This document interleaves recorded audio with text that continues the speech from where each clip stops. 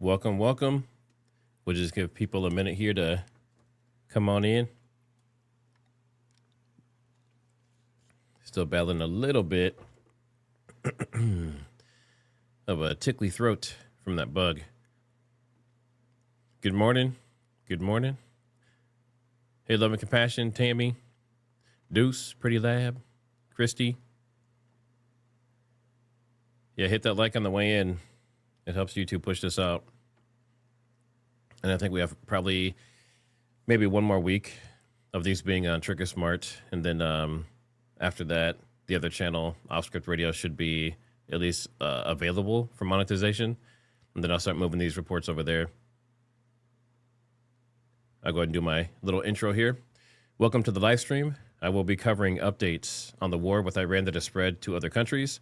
And we'll also do live monitoring as well. Hit that like on the way in. It helps the algorithm. And if you want to support in other ways, you can always become a channel member, pick up some merch, buy affiliate products from the Amazon storefront, or donate. All the links are down in the description below. And thanks to all those that serve in the military or have family that served.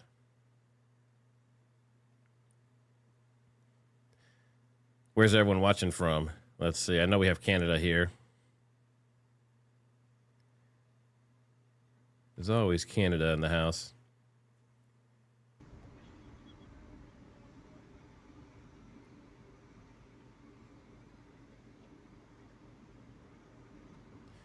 Kimmy, welcome to your first live. We have Mexico, Virginia, Florida, Colorado, Arizona. Do you work for TPUSA by chance? Good morning, Sarah. How's it going? Idaho. All right, so we'll go ahead and start with the news, and then we'll get into our clips. So the big news, the biggest story of the day, is probably that it's not necessarily a ceasefire. A lot of you probably already heard about this because it came out, I believe, last night.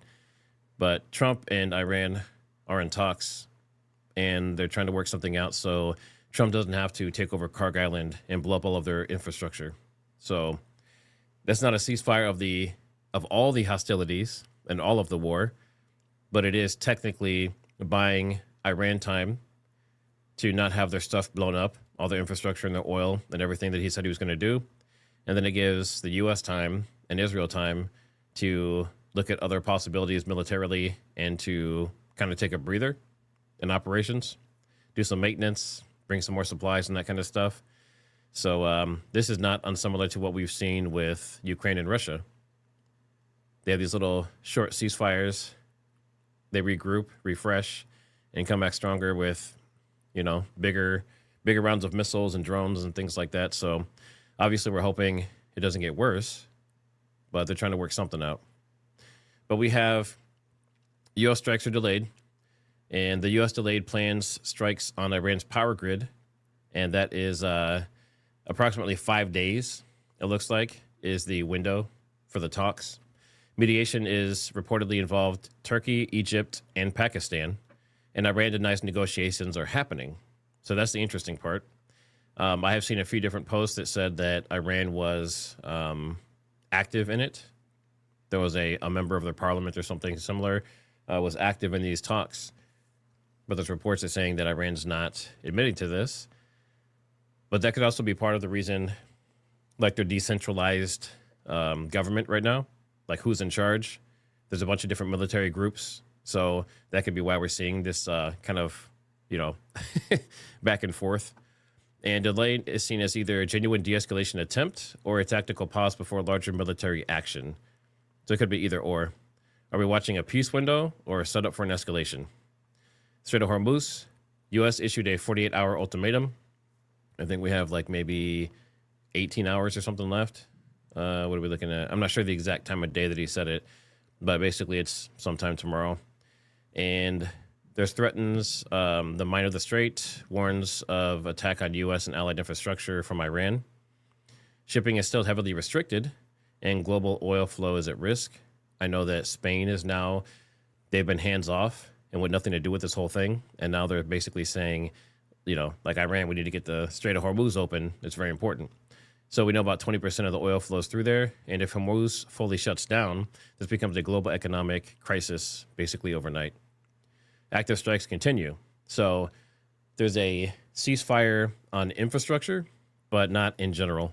So Israeli and U.S. strikes are ongoing inside Iran, including Tehran. This includes missile attacks on Israel. There have been a lot of injuries reported, 100 plus. There's threats against Gulf states. There were sirens going off in a bunch of different Gulf states, including in Abu Dhabi. And war is now in week 4 with no clear end. So despite these new diplomacy talks, the war is still actively escalating. We have military buildup. 4,500 plus U.S. Marines are deployed near the region. We've heard that some of the forces have already arrived. Breaking Iran's control of Hormuz and targeting Iran's oil export infrastructure are the goals. They basically want to just take it over, and they want to regulate. This is positioning for a major operation, not de-escalation. Obviously, Iran is not going to be happy with this. We have 40 plus major energy sites damaged across the region. Oil spiked above 100 to 120 per barrel, about the same as it was. Highly volatile depending on war news. The IEA is warning that a major threat to global economy, global economy is happening, and worse than the 1970s oil crisis and Ukraine war combined. So that's interesting. And what would that mean? Would that be short term, long term? I mean, we'll have to wait and see. But U.S. gas prices rose in some places to $4 a gallon. I know in my area we're still at about, I want to say we're still at like 280, maybe like 310, something like that. So not terrible, not terrible. And then we have, excuse me, the markets are still in turmoil. So Asia's down sharply. We have oil spikes and inflation fears. Gold is unexpectedly dropping, which is interesting. It's over 4,000, which is the highest I think it's ever been, the highest I've ever heard of it being. Investors are moving to cash positions, and Iran is warning that it will strike U.S., Israeli, and Gulf infrastructure, and it expands attacks if energy facilities are hit. UAE, Saudi Arabia, Qatar, Jordan, Kuwait, all still being hit. And this is already a regional war, not just Iran versus Israel or the U.S. anymore. The thing that's interesting is I heard rumors of this. I could not confirm it, which is why I didn't report on it. But I heard rumors that when Trump initially threatened this this big infrastructure attack, and in like 18 hours, basically, if they don't make a deal about the Strait of Hormuz, I heard rumors that Iran or some people in Iran were threatening with nukes. And I was trying to confirm this, and I couldn't find anything definitive for or against that. I saw some posts that brought it up. But, people are saying, well, they don't have nukes, right? That's the whole reason why this whole war is happening. They're trying to prevent them from having nukes. Well, you have to remember the really obvious thing. They're part of BRICS. So you have China, North Korea, and Russia that all have functional, working nuclear weapons. All they have to do is hand a few over, and then Iran has nukes. They don't actually have to make their own. So that's another thing that people aren't really thinking about or talking about too much. Oil dropped sharply, 13%. Let's see if there's anything else important here for this. Yeah, that should be good for that. So I guess the biggest takeaway is that, they're trying to de-escalate, but it's still escalating, and it's still causing more economic issues. And at some point, it's going to boil over. And I don't know what's going to happen with this, with these talks. I mean, it should seem pretty obvious that talks in the past did not go well, right? So none of the Iranians, if the talks would ever go well between the U.S. and Iran, then this war wouldn't have started in the first place. So that probably goes to tell you how this is going to turn out in most cases. So let's go ahead and go through our intel here really quick. So as far as planes go, let's look first at our sub hunters. Ooh, a lot of activity. A lot of activity on this side. So this one looks like it's just getting started here. This one's starting to circle in this area. So we have some more interest, at least over here, off the East Coast of Florida. Obviously, they have to watch Mar-a-Lago and keep this area safe. There could be more here that have transponders turned off. Yeah, a little bit of activity there. We have a lot of activity over here near Wilmington. A lot of activity over there. Of course, this is on land, and these can do intel recon, and they check for nuclear signatures. So what was this doing over here? Is it expecting something over here? It's kind of interesting. All right, let's go check Middle East over here. I know we had 2 over there.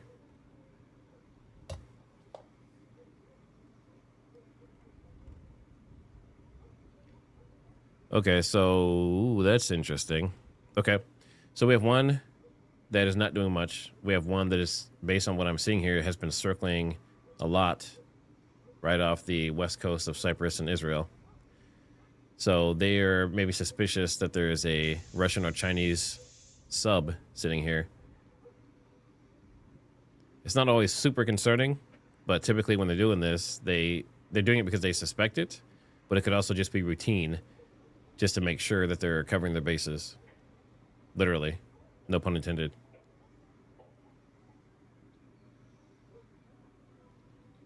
Other activity overall.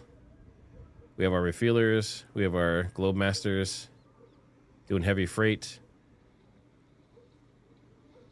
Stratotankers still doing the refueling. So it's business as usual. So even though we're having these talks with Iran, it seems like all activity is still going as it was. Strait of Hormuz looks like there are more ships in it than there were yesterday. As far as attacks and things like that, I haven't seen any more reports of tankers and stuff being hit. So we'll have to kind of wait and see. That stuff might be being suppressed at the moment. Things are pretty quiet with the pizza. I know we have a couple that probably just opened or are going to open soon, so we don't really expect much here. Same thing, radiation, nothing major. The one that was down in the near Abu Dhabi, it's either turned off or the radiation level is acceptable again. We know that was red quite a bit recently. Let me turn on this live cam audio. And then we always have at least 1 or 2 in the US. Looks like we have 2. One up near Cleveland, one near Rockford. And again, these are just sensors. This doesn't necessarily mean the radiation's in that exact spot. It's just measuring radiation in that area. But typically, it's nothing major to worry about. That happens all the time. If you see it be there for a long time or see several in an area, then that's when you really get concerned. I haven't seen any major earthquakes in this area. This only measures above 2.5. So we were seeing quite a few in Shiraz and Avaz in Iran last couple days. And that seems to have quieted down a little bit. Oil prices, this is the lowest I've seen it. This is for crude oil, but there's also different types of oil. Let me see if they have the thing here still today. Yep. So we're looking at WTI crude 87, Brent crude 98, Murban crude is 137, and natural gas is at 291. I'm looking at, looks like they're all down. So the only one that's up is, yeah. So it looks like they're all down anywhere from like 5 to 12%. So a lot of people think this is because of the announcement of the possible talks, right? The possible ceasefire. People get excited and hope for the best. So we'll see what happens with all that.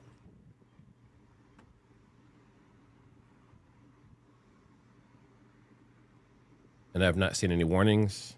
There's no alerts currently in Israel. The last one was an hour ago, and it was drones. So I think we're good there.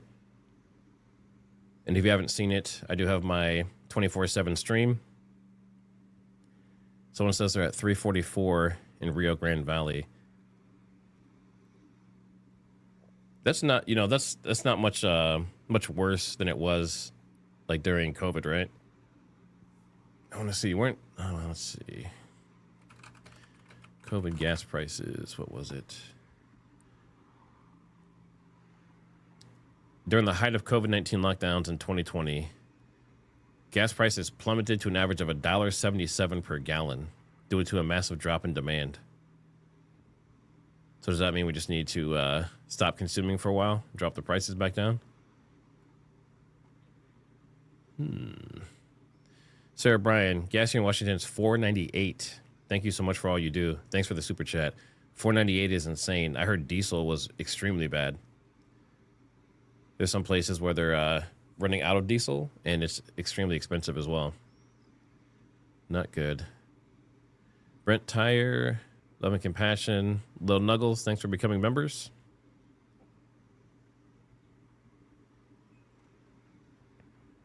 Sonia's confused. What is Sonia confused about? So for anyone who doesn't know, I'm going to be moving this coverage, in addition to 24/7 live monitoring, over to Off-Script Radio. I have it down in that banner, but it's Off-Script Radio on YouTube, and 24/7 is always there. And then these reports will also be moving there. We're just waiting for it to get enough watch hours to be monetized, and I want to say it's probably pretty darn close. It's always delayed, like a week behind for the reporting. So I'm expecting sometime next week for that to be in place. And then hit the like, subscribe if you're not already. And if you want to reach me, it's TriggerSmart HQ on X, and also engcwarrior@gmail if you would like to email me. And I do receive a good amount of emails. A lot of them are still Charlie Kirk, but I do get some around this as well. Seattle diesel is $7 per gallon. Wow. Yeah, there's always pizza questions. Not those kind of pizza questions, but the pizza index. So these are in the Pentagon area. So this isn't like global pizza around the world. That'd be interesting too, actually. But if you see these numbers high, you know, if you see like more activity than usual, especially if you see it in like 2 or 3 of these, then that's usually a decent indicator. It's not 100%, but it's a pretty good indicator that there's something going on in the government, and the Pentagon's so busy that they're ordering pizza. So just a little side note. All right, let's go ahead and get into our clips. Let me see if there's any last second ones that came in. I don't think so.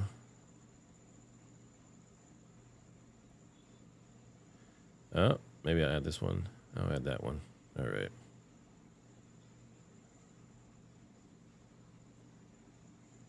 Get this pulled up here, and we should be good there. All right. So a lot of things going on. Most of it is, we know that the bombing and stuff is still going, but a lot of the stuff is happening politically as well. So, Trouble's mom, I appreciate that.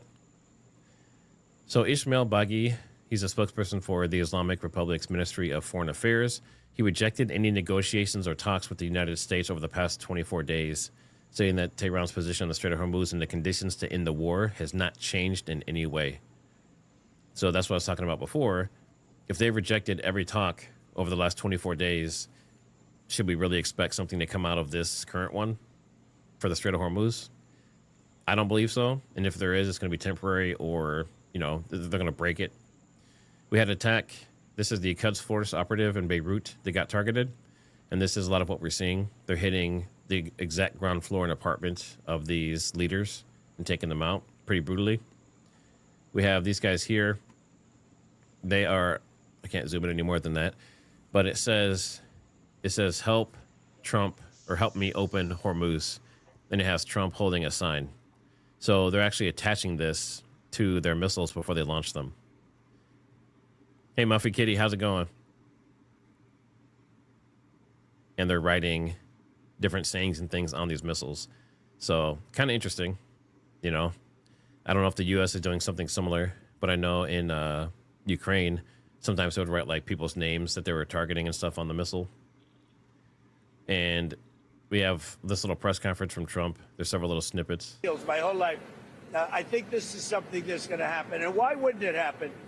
So tomorrow morning sometime, their time, we were expected to blow up their largest electric generating plants that cost over $10 billion to build. It's a very good one. There was no dearth of money. And one shot, it's gone. It collapses. Why would they want that? So they called. I didn't call. They called. They want to make a deal. And we are very willing to make a deal. It's got to be a good deal. And it's got to be no more wars, no more nuclear weapons. My whole life. So the summary is they can't start any more wars. They can't have any more proxy or terrorist groups, and they have to basically bow to what we want for the Strait of Hormuz and traffic through there. So do we see that happening? Probably not, right? They've already basically said that they're not going to do that. So it sounds good, but I think we're still going to be moving forward with the war the same way we are now. President Trump, U.S. is negotiating with senior Iranian officials. They said again, you know, they're doing mediation and they have people involved. But again, Iran's saying we're not budging, and Trump is saying, well, you have to budge or we're going to blow up your, you know, multi-billion-dollar electric complex. So we'll see where that goes. Australia and the UAE are joining the statement. So this is many of these, I won't read them all, but UK, France, Germany, Italy, Japan, Canada, Sweden, Finland, all these different countries that are in support of the U.S. Australia and UAE just joined this. So we'll see where that goes. This is a fully loaded. Looks like we have some drones that just came in. So that usually is a launch detected. So we'll see if anything comes out of that. If it does, we'll switch over to those cams. But this is a fully loaded B-52, and these guys get so heavy that they can't take off. So they give them just enough fuel to take off, and then after they take off, then they go in with a straddle tanker, and then they fuel it to full fuel capacity for the mission.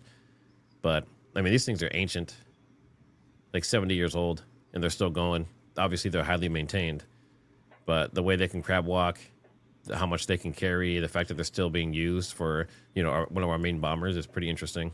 If you think about it, you think they would have built something significantly better that can do the same things. But it's good to see it. You know, it's kind of like seeing an old school relic still in service. We have more cluster munitions. Someone told me at one point, they said there were 24 of these. Let's see, 1, 2, 3, 4, 5, 6, 7, 8, 9, 10. So there's 24 just in the bottom half. So I heard a lot of sources saying 80. So I think it is 80. But each of these was big enough to take out a car or to destroy part of a building. All right, we have more coming in now here. See if it's more drones or if it's missiles. It's more drones. Okay. So moving on, we have the EU. They cut off Hungary because I thought this was interesting, even though it's not in the Middle East. Okay, let's see. All right, I'm going to turn off the alerts. There's a lot coming through. But it looks like they basically caught Hungary kind of doing the bidding for Russia, maybe kind of spying. So they said they're not going to allow them anymore into these meetings with them.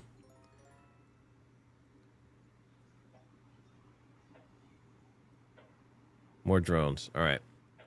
And this is more cluster munitions. This one is over Palestine.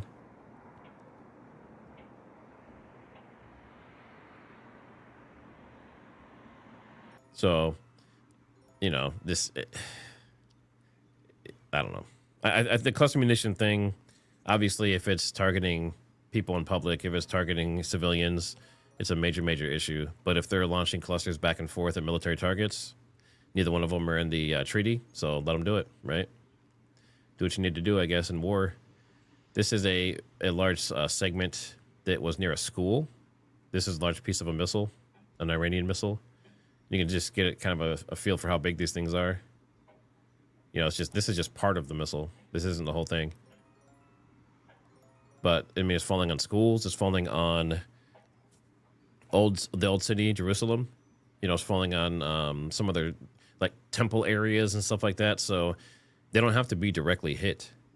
All it takes is the shrapnel falling down after these interceptions and things happen. Very crazy.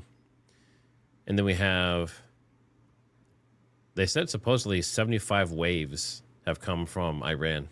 75 different times they've launched since the war started. But they released footage of a launch.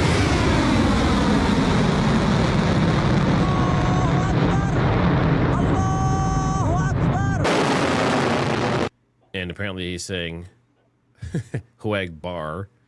I thought it was Huag Ba, but they know better than me. But Spain's Prime Minister Pedro Sanchez is basically saying, or I guess he's featured on these missiles. So right there, that's the Spanish prime minister that was basically anti this war and anti, Trump.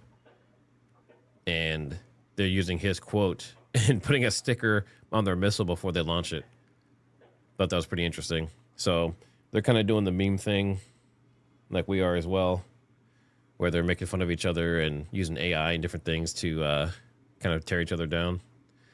There's been, like I said, explosions in Abu Dhabi. There were interceptions, supposedly. We have a strike from a missile in Israel, central Israel. There's still missiles getting through.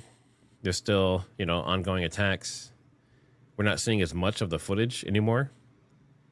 This is some explosions and footage in Iran. And whenever you see pixels, they're trying to, keep operational security.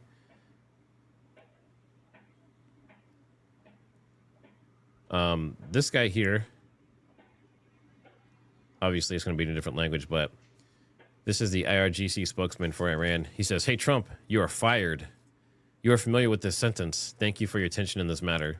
So as you can see, they're starting to clown each other, right? They're making it, they're trying to make it like entertaining during this process. So it doesn't seem like they're, morally beat down or anything yet. And then we have Reza Pahlavi, and he wants to be the leader of Iran. And it seems like he's like on the positive, like favorable side for a lot of the citizens. But he says Iran is not the Islamic Republic. Iran's civilian infrastructure belongs to the Iranian people and to the future of a free Iran. The Islamic Republic's infrastructure is the machinery of repression and terror used to keep that future from becoming reality. Iran must be protected. The regime must be dismantled. So he wants to make it very clear they should target the leadership and not the country in general. He says he asked President Trump and Prime Minister Netanyahu to continue targeting the regime and its apparatus of repression while sparing the civilian infrastructure. Iranians will need to rebuild the country. And we've already heard some reports from Iran that they're trying to basically like bill, they're basically trying to bill the U.S. for the damage that's been done, right? They want like reparations for the things that have been destroyed in their country. We have more strikes happening in Iran. The bombing's been ongoing basically the whole time. And there's this missile, long range, that a lot of people are talking about. And this is why they think that we were valid in going into Iran. I can tell you that UK just condemned the firing of an intermediate range ballistic missile at Diego Garcia. That same type of missile Iran has lied about in terms of its development and said they were not developing, yet they just lied. Yet they just did it. Not only could it hit Diego Garcia, it could hit capitals in Europe. And Margaret, the technology, the booster technology that Iran has been hiding behind its space program, I don't think we're going to see Iranian astronauts on the moon anytime soon. That this space program has been hiding that technology. You have the reentry technology. To marry the two really doesn't take very much in terms of technological development. And we just have to, thank God the president is taking action now and stopping this march towards a fully fledged nuclear program instead. So basically what he's saying is they can combine the technology they have now with the nuclear warhead and hit out to Europe and possibly even to the U.S. and stuff like that based on the technology they have. And again, they don't have to make their own nukes, right? They can just have one handed to them from Russia or China or North Korea. They could have some already, as far as we know. They don't have to make their own. So always concerning. And UN agencies warn that up to 45 million people could face extreme hunger if the war in Iran continues. So that's always a concern with war, is the civilians. And not even just that, but what about air conditioning? Think about how hot it gets in the Middle East. There's people that will die without air conditioning if there's no electricity. So we have a lot of humanitarian stuff that has to be considered. Let's see that I saw. Yeah. Hey, Roger Lane, how's it going? Welcome, Moon Goddess. Discerning Veracity. So they're talking about hitting each other's nuclear plants, and it sounds like Demona was already targeted. But Trump is part of this, like, to hit the power structure and infrastructure over in Iran.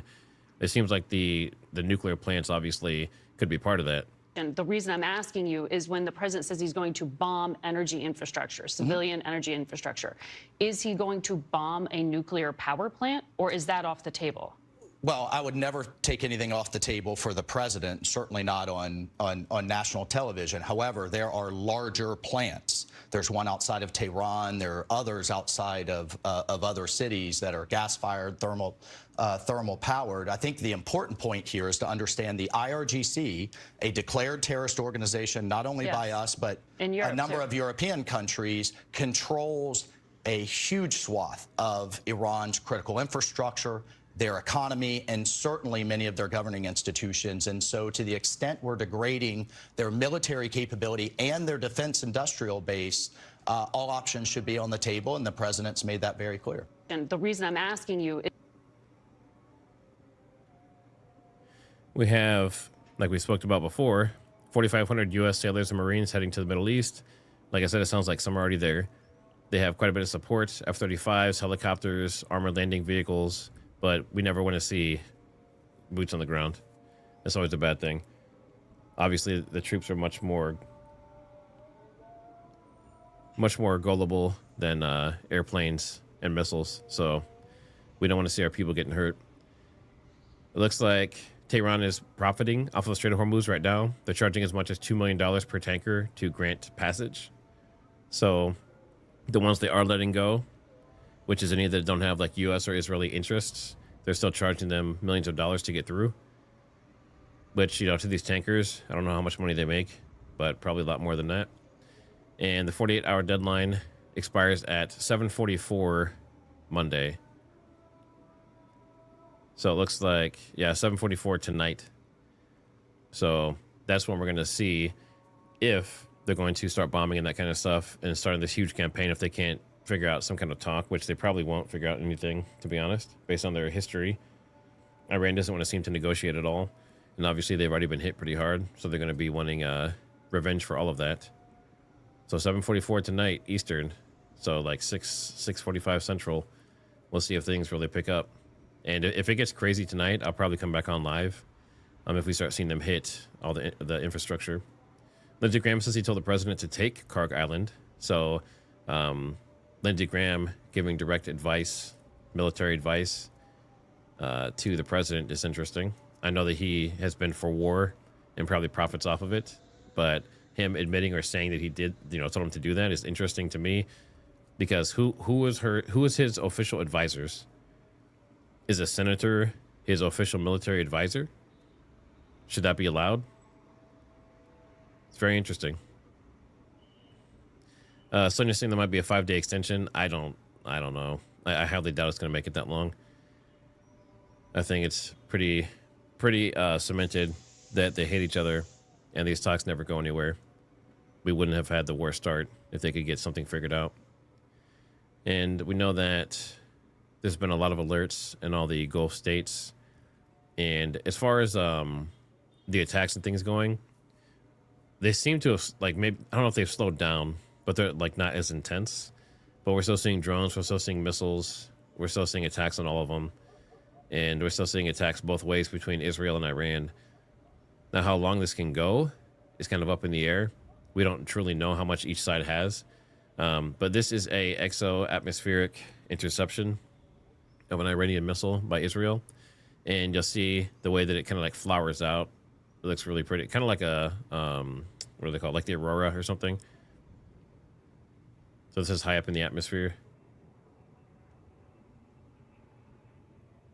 And we've seen some of these before. They're not super common.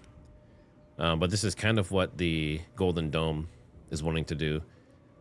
They want to be able to hit these missiles before they even start coming back into our atmosphere. Makes it significantly easier and gives you more time. Because if you miss this one, you make this attempt, then you have a secondary chance of shooting from the ground like the Iron Dome does as well. We have gold crashing in under 4,350. There's over 1 trillion wiped out from the stock market. So you can see it just crashed. This is expected. This is something we'll plan to see, but hopefully it doesn't continue going down. 22 countries. 22 countries are wanting to help out with the Strait of Hormuz, at least saying they want to. We'll see who actually does. But those talks, again, I don't see those talks going anywhere, unfortunately. This is just more stuff being targeted. This is a MQ-9 Reaper drone hitting an Iranian attack drone. And we heard before that 12 of these MQ-9 Reapers have been shot down. And I believe they were like 25 million each, something similar. More of that interception. Exo-atmospheric. So, very pretty to watch. We have what I think is probably another type of terroristic attack. 6 people were injured in a stabbing attack in downtown Los Angeles, California. That was about 14 hours ago. And then we have a lot of questions. People talking about Netanyahu. I think, based on everything I've seen, that he's definitely alive. We know, like, even this guy, he's really good at doing, you know, this is the professor. He's really good at digging into this stuff and trying to figure things out using logic. But he was covering all these different AI supposedly generated videos and stuff. But I think it's pretty clear now Netanyahu's alive. See if I can find the specific conference. Not this one. This is another one they thought was AI. Let's see if I can find. That's interesting that it's not on X. Yeah, this one here. So this is the one that people think he's alive, but it's still interesting because why do the guys around him, why are they wearing masks? Are they wearing masks to cover their identity? Was this like a COVID thing? You know, like we still don't know, but this is the one that says, you know, he's proof of life. Israel and the United States are working together for the entire world. And it's time to see the leaders of the rest of the countries join up. I'm happy to say that I can see some of them beginning to move in that direction, but more is needed. President Trump's call to have the international community confront this terrorist fanatic regime of zealots, that is a call not only for the security of America and the security of Israel, it's for the security of the entire world. And it's time for them to act. So now, based on what he said, that says March 22nd. So that was from yesterday. But everything he said could have been generically said before. Like, he didn't say anything specific about this conflict right this second. But this is supposed to be him standing in an area, a civilian area that was hit by some missiles. So that's why I think this is pretty good proof that he's still around. So I think we can, at least for now, lay that to rest. All those rumors about him being possibly killed in battle. There was one more, there was one more piece of a conference too that was showing proof of life. That wasn't AI. Let's see. If I can find it, I will definitely show it. In the meantime, we can listen to Al Jazeera while I look for that. To bear in mind, perhaps, is... And real quick, make sure you guys hit that like. Roger Lane. Roger Lane, thanks for gifting 10 more TriggerSmart memberships. Always appreciated. Make sure you guys show him some love. Give him some hearts or some thumbs ups or tell him thank you or whatever you need to do down in chat. But he's regularly gifted. He's probably done 100 memberships in the last couple of weeks. The next 2 weeks. We're still waiting for Infrastructure Week from the first term when Donald Trump was in the White House. But it doesn't stop them prosecuting the war. They're not targeting the energy infrastructure at the moment. We know that the Israelis have been putting pressure on the United States to veto any possible deal. Israeli politicians have said the war must continue even if the United States pulls out. This Marine Expeditionary Force is moving to the region. The suggestion is they will take over Karg Island, big important oil production point for Iran, or possibly be used to secure the Strait of Hormuz. Whether that would actually mean boots on the ground, not entirely sure. Donald Trump, who talked about no stupid foreign wars, also says, I don't balk at the idea of putting boots on the ground. Other presidents won't say that. If that's what we have to do, that's what we have to do. But he also said he wasn't going to talk about operational needs at that point, even though he did that on Truth Social on Saturday by saying that they were going to bomb the Iranians and their power plants. So this has all got to play out over the next week. Donald Trump has spoken in very vague terms of what's likely to happen. We just have to watch, as so often with the Trump White House, we just have to watch and see what the next statement is, never mind what the next step is. Alan Fisher, thanks for that. Alan Fisher there at Washington, D.C.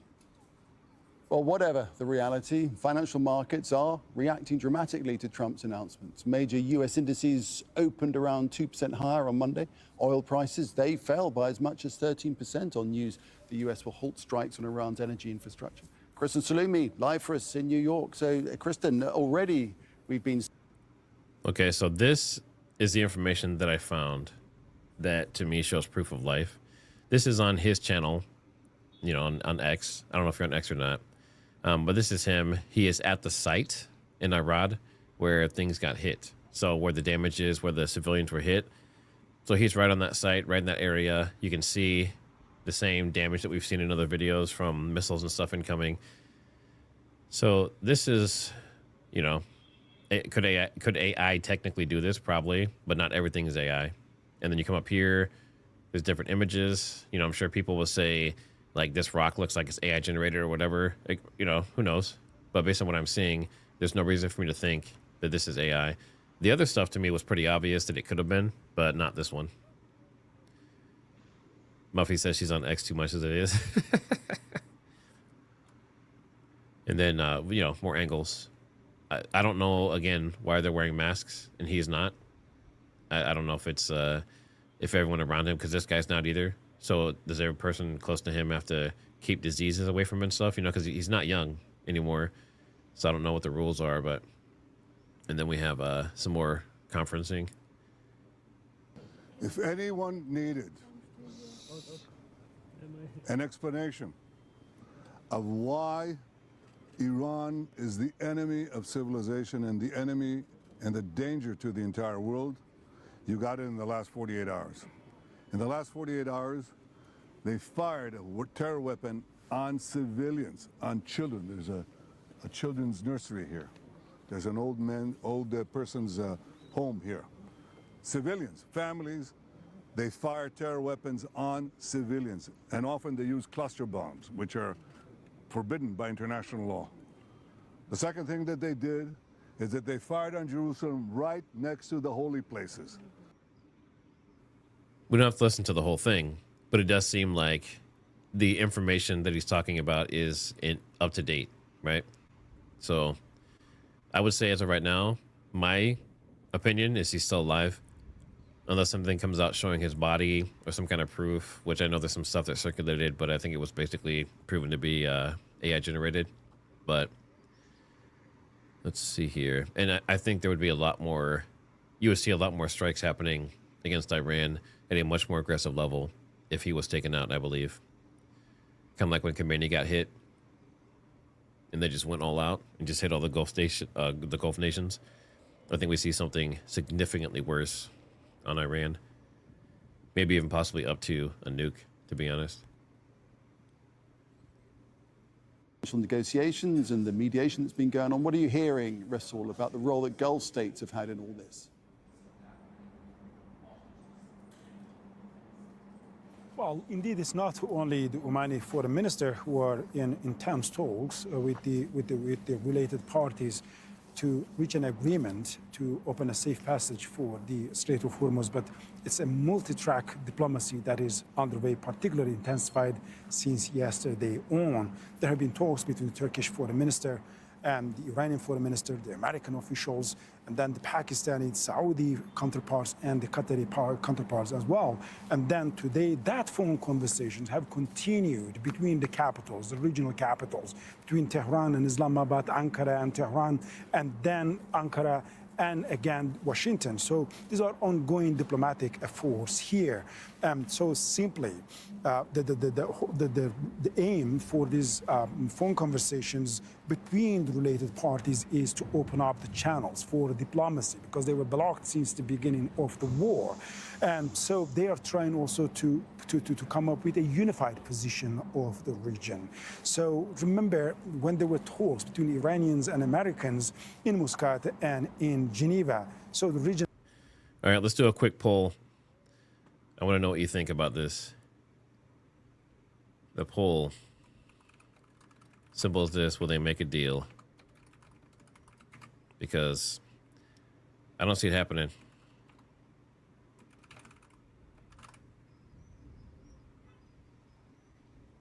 So the official is a senior Iranian official says the U.S. has requested a Saturday meeting with Parliament. So it looks like that would be. So if that's this Saturday, typically attacks will ramp up on Saturday because the market closes on Friday. So could this be another case? And they've done this in the past where they'll basically say, like, hey, we want to have a meeting with you. And then they bomb the leaders of that meeting. Like, isn't that something? I can't remember if Israel or the U.S. did that, but they basically called them all into this meeting and then just hit them and took them all out during the meeting. Is this another setup? Is this one of those situations?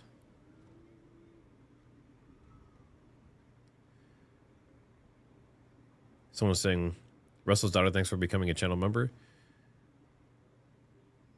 Bob, you're saying what's in the Jerusalem feed? Which feed are you referring to?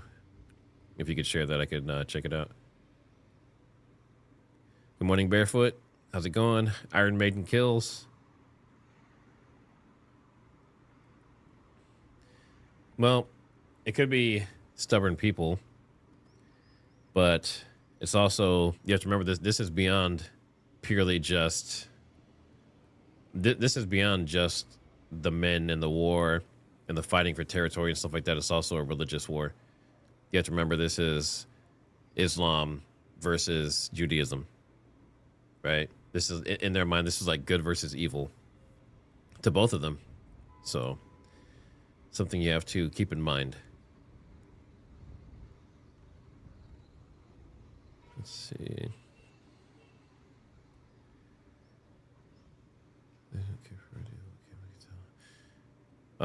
Yes. I saw that as well. We kind of talked about that this morning, that they're not really open to anything.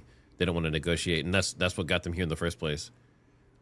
They said they're not going to give up anything nuclear, and they have uranium that is far beyond what they needed. I believe it was like 80% or something. Some was 60%.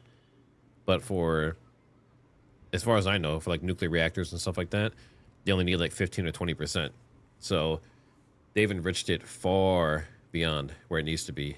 So when they say this is just for energy infrastructure, you can't really take that.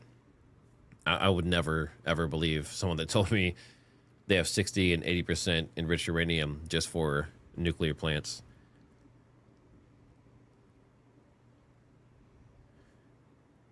If this happens, and I can't guarantee it, but I think it's going to. My life is a deal. That's all I do is deals my whole life. I think this is something that's going to happen. And why wouldn't it happen? Well, Nora Day joins us now from near Ramallah in the occupied West Bank. And Nora, Israel has given no indication that they intend to halt their attacks on Iran. In fact, we've seen quite the opposite. So has there been any Israeli reaction to President Trump's announcement?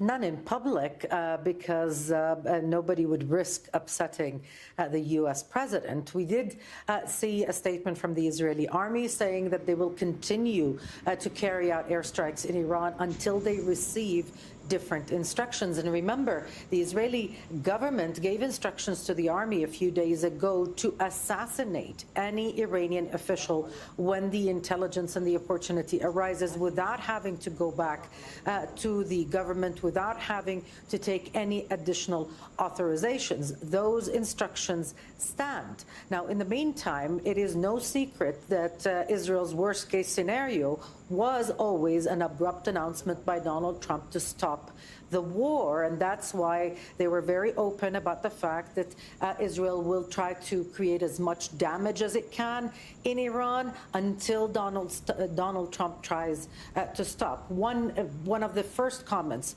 that we saw in Israel when the announcement by the U.S. president was made was that it was conveniently during the business week from Monday to Friday, and that was very good for the stock market, which everybody knows the U.S. president monitors very closely. But as far as Israel is concerned, a deal regardless what it is not exactly what Benjamin Netanyahu was hoping for. And that's why he told a senior member of the Knesset, the head of the intelligence subcommittee, when the latter asked him to work on thwarting a bad deal for Israel, that Benjamin Netanyahu told them, we're working on it. That's basically what the efforts now behind the scenes are focused on, making sure no deal, at least for now, is reached, because Israel's goal was set far higher than anything related to Iran's new.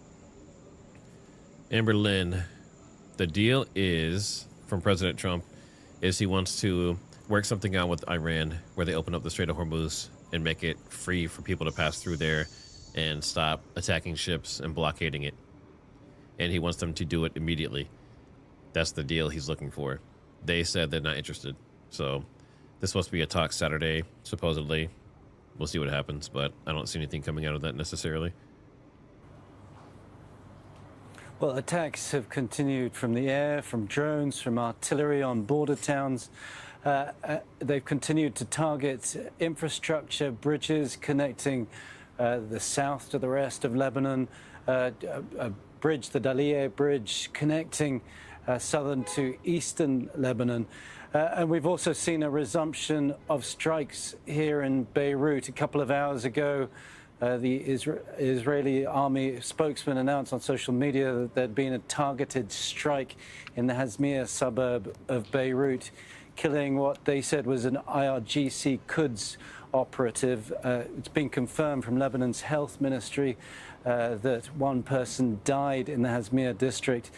So there seems to be no indication that Israel is going to let up its attacks here in Lebanon. And in the last hour, we've heard another announcement on social media from the IDF that they are going to resume attacks on southern Beirut behind me. We haven't heard anything yet, but after 3 days of relative peace here, I think that's going to be a real concern for people. Yeah, indeed. All right, Tony, thanks for that. Tony Cheng there in Beirut. Okay, lots of developments. Let's try and unravel them. First up, we got Ross Harrison here in the studio, senior fellow at the Middle East Institute, Washington, D.C., author of Decoding Iran's Foreign Policy, and Hassan Ahmadian, who's an associate professor at the University of Tehran. And Hassan, I'd like to start with you, and perhaps you can try and give us some clarity on what's going on here. It's very difficult to see through it all, isn't it? Donald Trump says Iran called the U.S. Iran says they didn't. It's all fake news. Can you see this situation yielding results? It is indeed a very bizarre situation. I think 24 hours after his initial deadline that he will strike Iran's power plants, him coming up with the idea of Iran-U.S. discussions was weird to begin with. And I think it doesn't really rhyme with the reality of the war. The Iranian side is saying that we never discussed anything with the Americans from the beginning of the war till today. But I think there's some truth in between these two messages. Right, that back channels have been opened and through third parties that have been going on. Is that what you mean? It seems that there are mediation efforts that started regionally by Pakistan, Egypt, and Turkey, trying to find a way out of this standoff, stop the war. But him, I think, going this heavy on this, mediation effort speaks volumes to him trying to climb down the tree he climbed up with the deadline he issued, and the Iranian retaliation, threat of retaliation that would have been really significant according to Iranians regionally and especially in Israel. So he wanted to climb down, and this mediation effort, I think, was his way to there. Ross, I don't know if you agree with that, but answer that in the first instance, but also following that, is a deal back on the table? Is it back up and running? I'm not sure, Nick, what a deal would even look like, because, Iran has been fighting or operating on a 3D chessboard. And the United States, Donald Trump says his whole life has been about it. So it looks like the Islamic Revolutionary Guard Corps is demanding a broad set of concessions before even agreeing to have this meeting Saturday. It wants a new arrangement for the Strait of Hormuz that would allow them to control access and collect transit fees for passing ships. So they want to get long-term money off of this from every ship that passes through there. At the same time, it's insisting on firm guarantees that the war would not restart along with an end to Israeli attacks on Hezbollah. So they want to have immunity, basically, from war and attacks. They're also calling for the closure of U.S. military bases in the Gulf and financial compensation for the damage Iran has suffered during the war. So I can tell you right now, between wanting U.S. bases closed and compensation for the damage, there's no way there's going to be a deal made. So I think we can just skip that Saturday meeting at this point. Trump sees this through a one sort of prism lens, and I think assuming he's being sincere, and that obviously is questionable, but if he is sincere, I'm not sure he's realistic about how the Iranians will climb down the ladder. And remember, Donald Trump seems to have miscalculated all along the way in terms of Iranian intentions. From 2018, walking away from the JCPOA, he expected maximum pressure to cause the Iranians to capitulate. Same thing with 2025, right? When at the end of the June war and the negotiations, the lead up to that. And he just until a few weeks ago, he was assuming Iran would capitulate. So I'm not sure I completely understand whether he is fully dialed into reality. Okay. When it comes to that. Figures, and Hassan, if we do take it at face value, and what appears to be now on the table, what he was talking about on the tarmac in Florida that we heard earlier, is actually not that different to where they were in the negotiations on the very day before the war started. Right, as if nothing has happened, whereas the fight and the war has brought new realities to the scene. Iranians, in fighting back against aggression, they also managed to build up leverage. That on top of that leverage is, or in the center of that leverage is the Strait of Hormuz and them controlling it. Right, so with that leverage, is there now an opportunity? Could there be hope? I think so. The Iranians have been talking about discussions for de-escalation, not a deal like before the war. So their plate is full with an aggression. They're retaliating against militarily, but also trying to find a way out diplomatically. That's the priority. It's not about other issues that were discussed before the war. That's for... Yeah, I mean, think about that. So you're getting attacked by the greatest superpower in the world militarily, and Israel at the same time, and possibly like 22 other Gulf nations that are possibly wanting to get the Strait of Hormuz open. And at the same time, they're asking you like, well, we want you to like make a diplomatic deal with us. We want to talk about how we can, work together on the Strait of Hormuz and that kind of stuff. It just seems crazy to me that you would ever even consider something like that during war, especially when you're the one that's getting attacked.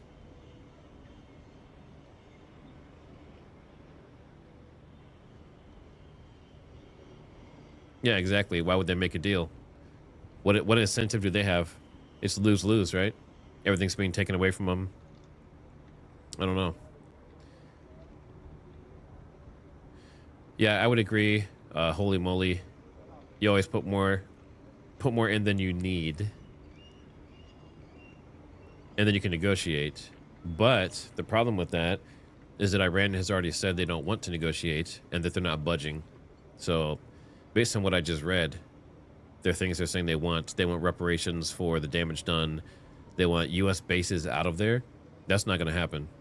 So that alone is a deal breaker for the U.S. So of the four, the four things they said they want to do, they want to control access. They want transit fees. They want guarantees that there would be no more war or attacks on them or any of their proxies, which is crazy because that's like the Hezbollah in Lebanon, who's been attacking Israel for years straight.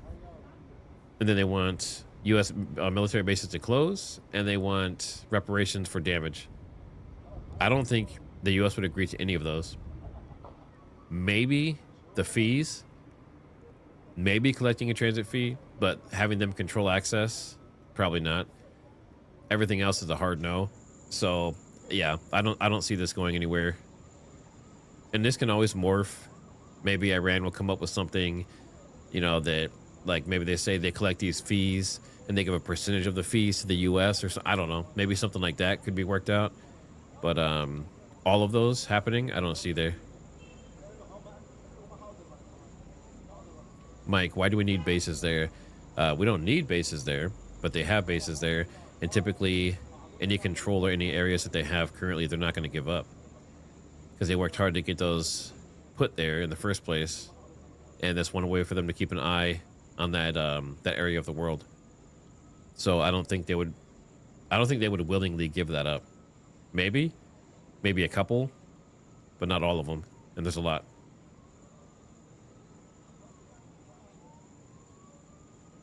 Just looking at some more comments here.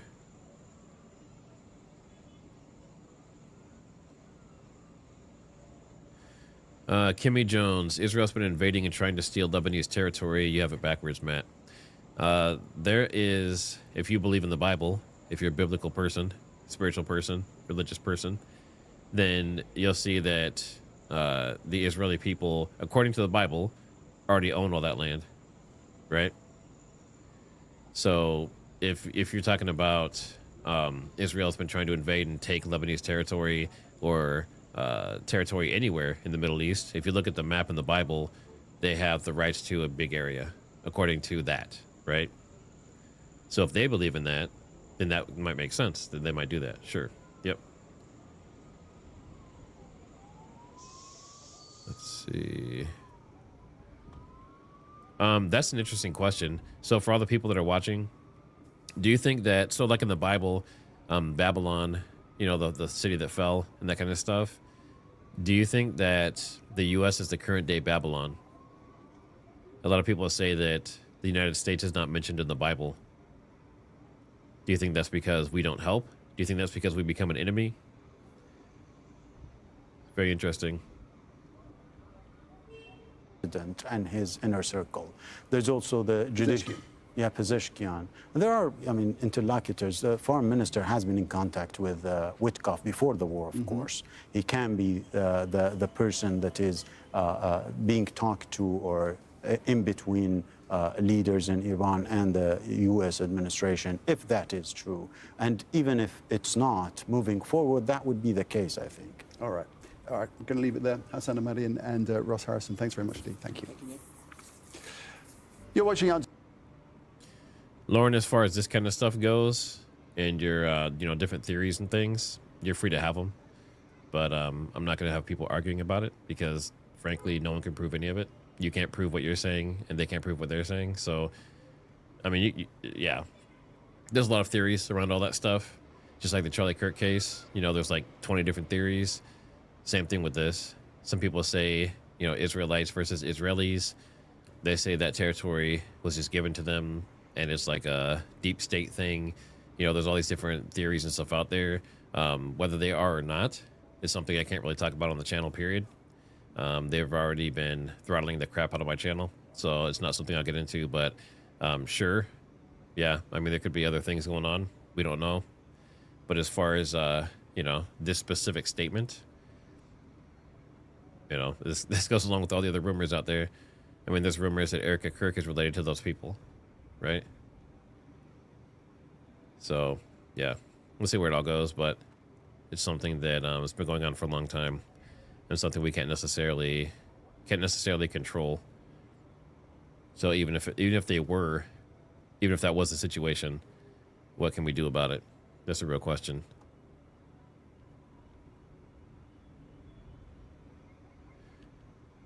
Yeah, someone's saying, Freedom Warrior saying United States is not prophesied. Yeah, and that's a really interesting thing about all that, is that we don't know if... Sorry, I'm just doing something here on the 24 stream. But we don't necessarily know at this point if the United States has any role in the end days, right? I mean, there's been a lot of people who, they said specifically, like Brandon Biggs. I don't know. Do you guys know who that is? Let me show you here real quick. Let me show him. Assuming YouTube hasn't canceled him already. So he's the guy that prophesied that President Trump would be shot in the ear. Let me meet some of these channels here. But he's the one that prophesied that Trump would be shot in the ear. He prophesied the Mardi Gras terror attack before it happened, like well before it happened. And this is his channel here. last days, and he does he speaks in tongues and all that stuff, and he does like daily prayers, it seems like. But he the way this is set up is he has visions, and he talks about the visions, and then some come true, some haven't come true yet, but he's had enough come true, especially in a row, including Trump's assassination attempt, the Mardi Gras thing, and some other things around like Bitcoin and stuff like that, that people are paying attention to him. And he's grown to 609,000 subscribers. When he first started and did the Trump prophecy, I think he was at maybe like 20,000 or something, right? So people have really bought into this. But the reason I bring him up is because he was talking about like Israel and the end times and the U.S. And basically in his visions, he sees, I don't want to like quote him directly, but what I remember from it is he sees the U.S. like kind of like on fire or like burnt, or maybe like we lost a war or volcanoes went off or something. But basically the U.S. is like a scorched mess. So we're not actually able to help Israel in the end days. So if that's true, you know, based on his other prophecies and stuff, does that mean that we have like Yellowstone or something goes up? Do we get bombed? Do we get nuked by Russia and China and BRICS nations and all that stuff? I don't know. But yeah, some people are saying earthquakes. So this stuff is interesting. I mean, obviously a lot of it's sit and wait, right? But I do look into that stuff. I'm not completely closed off or blind. Yeah, some people are saying he's a scam artist. You know, I've told people that some of the stuff he said is just insane. But then when he hit the president thing about it, especially, he specifically said down to his ear, right? He said there would be an assassination attempt all the way down to the detail of him getting shot in the ear before it happened. So that I can't handle that. When he speaks in tongues, I can't do that. When he starts to all that stuff, I'm out. I am out at that point. So let's see. Nosy Google. So this poll is about your current gas prices in your area. So it's $2, $3, $4, or $5 plus, and that can be diesel or gas. And I'll give you a second to vote, and then I'll show. It's actually not looking good for this poll. All right, let's go ahead and show that one. So we're looking at, wow. So 38% is at $4. 5 or more is 26%. $7 diesel. I'm glad I did not go diesel. Yeah, that's a big jump. I'm sorry to hear that about diesel. And as far as I know, diesel's not really good on miles per gallon anyway. So actually, if you think about that, if diesel's that high, that's going to hit all these trucking companies pretty hard. That's going to make prices go up even more on everyday products that are being driven around. Yeah, park it. Park the diesel. Worries me right now most because I'm afraid that the Lebanese question will be put aside. And I hope that any deal will include also a solution for the relationship between Lebanon and Israel and Hezbollah and Israel. In any case, Israel will continue the fighting in Lebanon. And I guess that Donald Trump will be more easy about continuing the war in Lebanon rather than Iran, because the Lebanese war doesn't bother him too much. It doesn't affect American interest, not in a dramatic way, for sure, not oil prices. But another war will mean another lack of stability in the area. So I really hope that it will be one package. It depends much how devoted will be the Iranian to include Lebanon in a deal, and obviously how devoted will be Donald Trump. When Donald Trump was talking about this apparent negotiations between the United States and Iran, he said that whatever deal there was, Israel would be on board with it. How do you read that? Does Israel have any other choice but to be on board? I mean, the choices of Israel right now are very limited. Israel was never so depending on an American president, even not on the American administration. On the American president, Israel was never maybe so condemned in the world and lonely. And therefore, Israel has to be happy because Israel does not have an alternative to the American support right now. And Israel will have, Israel will try to persuade and try to put some pressure. But by the end of the day, Israel will have to follow anything that Donald Trump will tell Israel to do. Israel does not have much choices. So explain for us, if you would, why such a move, Trump seeking a deal with Iran and hoping for some kind of resolution, why such a move does not mesh with Benjamin Netanyahu's objectives? Let's say that Netanyahu went to this war with only ideological and international motivations. Nothing to do with his personal politics, nothing to do with the elections, nothing to do with his tribe. Let's put this aside. None of the goals of this war were achieved. And above all, nobody speaks anymore about regime change in Iran or even weaker in the regime. If there is a deal, it's a big victory of the regime in Iran. That's very clear. And for Israel, it's very disappointing, obviously. As for the nuclear capability, it depends really on the details. But Israel never believed in agreements with Iran. Israel was always in favor of war with Iran to neutralize its capabilities. And I must remind you that the last deal which was signed, Israel put the pressure on the United States to step out of this deal, and maybe we are regretting it until today. Gideon, we might just leave in a second because Donald Trump is going to start speaking shortly in Memphis and Tennessee, but I'll just ask you this in the meantime while we wait for him to start. Do we need to watch very closely what Israel does next, especially in terms of ongoing action in Iran, because they're still striking Tehran?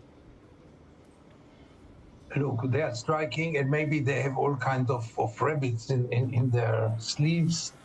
But by the end of the day, Israel cannot do anything now without the approval of the United States. And if Donald Trump wants now to put down the fire, he will not let Israel go wild in Iran. So I'm less worried about this as long as Donald Trump really wants to put an end to the war. Let's wait and see, Nick. Voters going to the polls in the next few months in both the US and Israel, critical for Donald Trump with the midterms, but it's not a matter of survival. In fact, we're going to, forgive me, Gideon, we're going to go to Donald Trump, who's speaking now from a Safe Task Force roundtable in Memphis. Anywhere in the world, let's come back here more often. So often you have sound systems that aren't the greatest. And there's nothing worse, making a speech when nobody can hear you. This is beautiful and it's a great place. And Memphis has to like me, because I have a lot of friends here, and they were not happy a year ago, 2 years ago, 4 years ago, and now they said, we can't believe what's happened in terms of crime, in terms of what's gone on and the job that these people and some of the great people, many of the great people in the audience have done. And that's why I'm here today. In fact, we were going to cancel because we have a couple of events going on, as you probably noticed. So they said, oh, we'll cancel Memphis. I said, we're not canceling Memphis for anything. We're not canceling.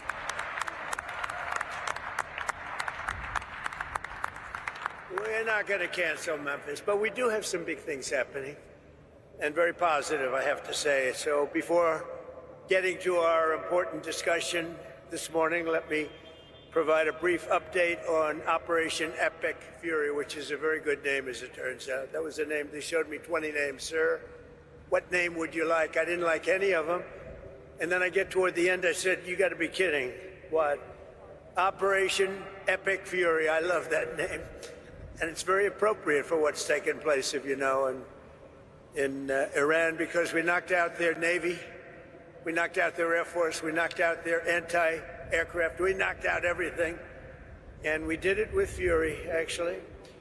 As I announced earlier, based on preliminary conversations between the United States and Iran over the past 2 days, I've directed the Department of War to temporarily postpone planned strikes against major energy and electricity targets in Iran. They have very, very big, new, actually, and very expensive, billions of dollars it costs to build them. One missile, one of our powerful ones, and it comes down to the ground like it was made out of dust.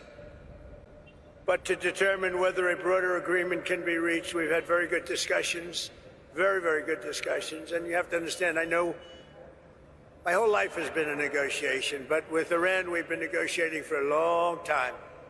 And this time, they mean business. And it's only because of the great job that our military did is the reason they mean business. They want to settle, and we're going to get it done, I hope.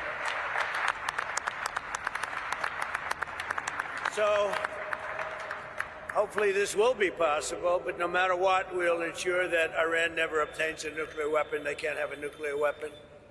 They would have had one if we allowed the Obama deal to stand. That was the Iran nuclear deal, they called it. They would have had one. Marcia 3. Well, I'll tell you what, Martha, we would have nuclear weapons up there when, would you say, 2 years ago, 3 years ago, or 4 years ago? We would have been in a position that nobody wants to be in. We won't allow ourselves to be in that position. Over the past 3 weeks, the United States military and our partners have been decimating Iran's military capabilities with overwhelming firepower, skill, lethal. So I think we're going to get our typical speech out of this. Let me see if I'm assuming this is on every station. That would be my strong assumption.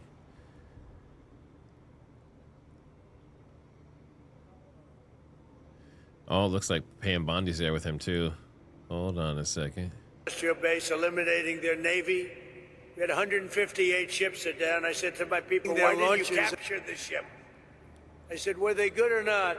They said, they were great, sir. So why didn't you capture? We could have used them. They said, it's more fun to put them at the bottom of the sea. But they're not there anymore. So we eliminated their navy, Pete, right? And that's gone. We eliminated their Air Force. We eliminated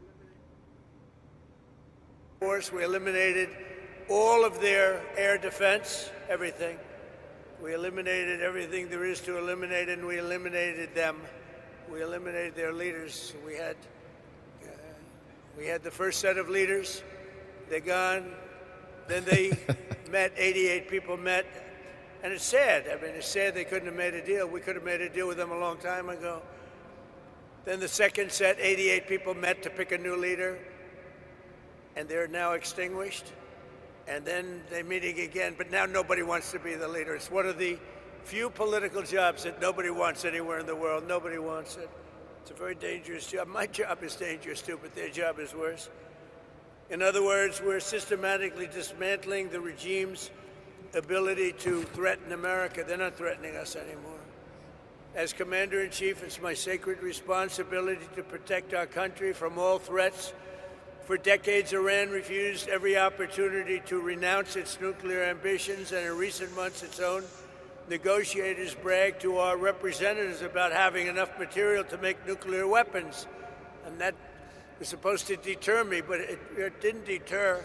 It made me more anxious, and it just made it much more important. This mission that we're all on together was much more important, and we did it quicker. Iran's missile capabilities were also growing so fast that it would soon have become virtually impossible to stop them. Once they have a missile, once they have what they were building was incredible. And you got a little glimpse of it by the fact that when they came out, they started shooting all of their neighbors. Their neighbors weren't fighting with them. They were getting along okay with their neighbors. And I was surprised. Everybody was surprised. And it actually worked in reverse because their neighbors then turned against them.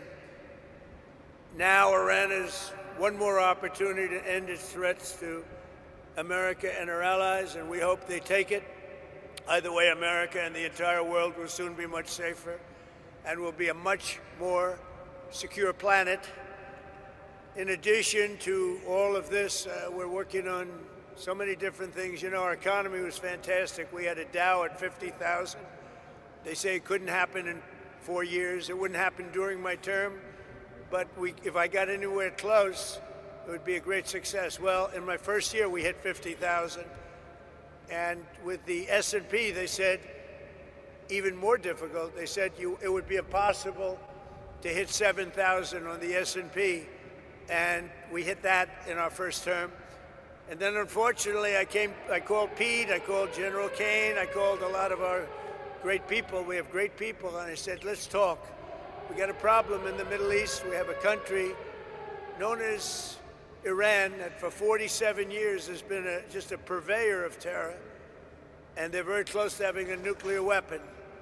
We can keep going and get that 50,000 up to 55 and 60 is no end.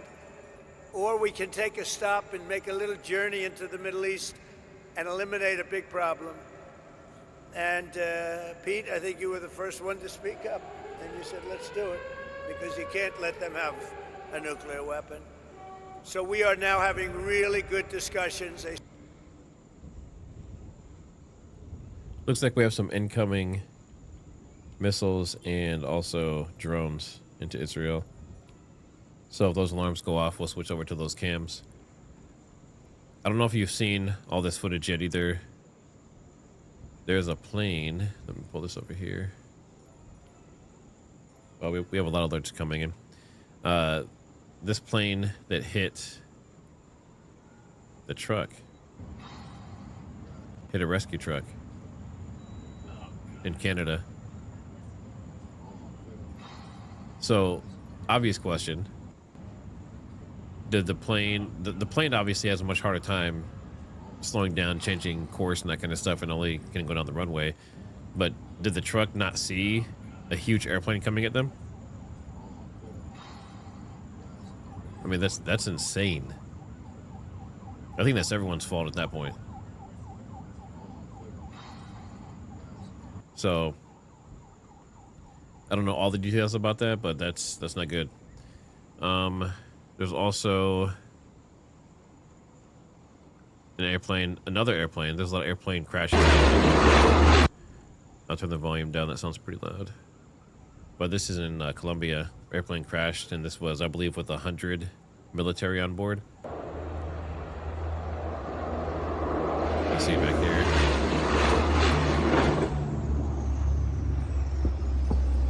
Went up and then went right back down.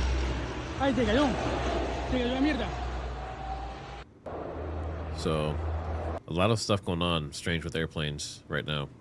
And we've seen something similar to this. I think when was that? It was earlier this year. We saw the black, what was it? I think the Apache or something hit a plane. Then we saw like 4 other planes go down, and like a couple days after that. Is this some kind of like electronic warfare? But obviously, in Colombia, we know that Trump is wanting to get rid of that leadership there and that regime there as well. So I don't know if it's related to that, but not looking good. And then this is this doesn't show any gore or anything, but this is the aftermath. So you can see it was total loss, it looks like. So a lot of interesting, unexplained things happening around all this. Strange timing, too.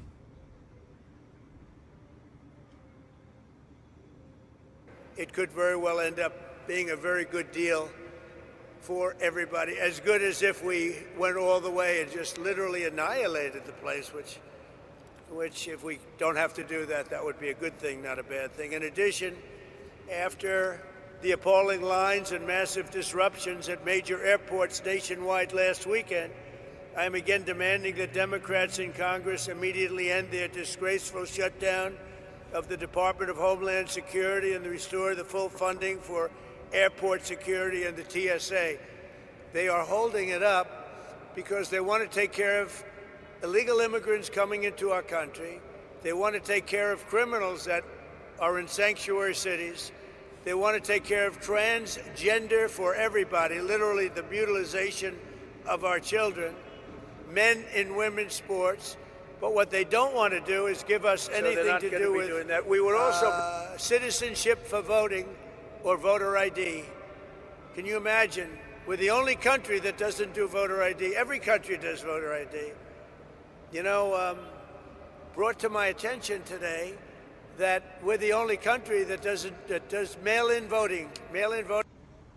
So he's touching a lot of the regular things he says, but this is interesting. So Angela Brooks is saying, WTF, he just implied nukes again. Hopefully we don't have to annihilate them. So yes, that would be the easiest way to do it, would be dropping a couple nukes. But you have to remember too that we have a lot more firepower than what we've been using that's not nukes. There's conventional weapons that can still do something similar. So I wouldn't assume nukes right away, but obviously we're the only nation that's ever dropped a nuclear weapon. And, you know, hopefully it stays that way, that we don't drop it again either. I don't see that happening, because if that happens, then you have Russia seeing that and saying, hey, now we can drop a nuke. Then you have North Korea that says, hey, they dropped a nuke, we're going to fire nukes at them. So it starts this chain reaction, which is the whole point of nuclear deterrence. So if we did any type of nuke, it would probably be most likely a very small, very targeted one that would be difficult to trace, and then that's not going to be causing a ton of damage. So, but yeah, I hear you for sure. I think his rhetoric doesn't always match reality of what's going on.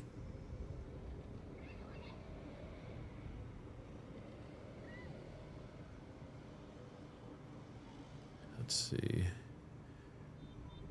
Coupon Queen saying Canada has mail-in voting too. Do they? What? Let me see. And have you guys ever had corruption around that? Yeah, you do. Elections Canada, apply to vote by mail. But what are the restrictions? How strict are they? I'm trying to find let's see. Eligibility requirements. I don't see the requirements anywhere.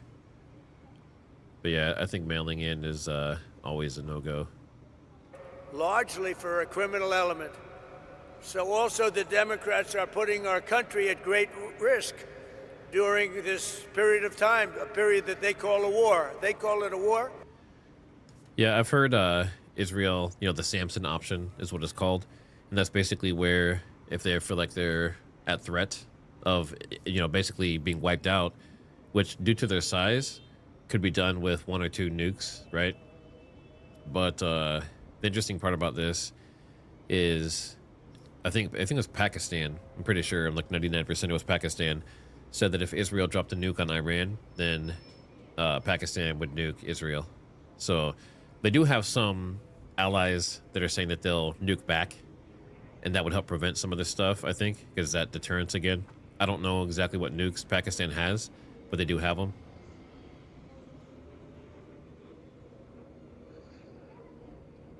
Part of our funding.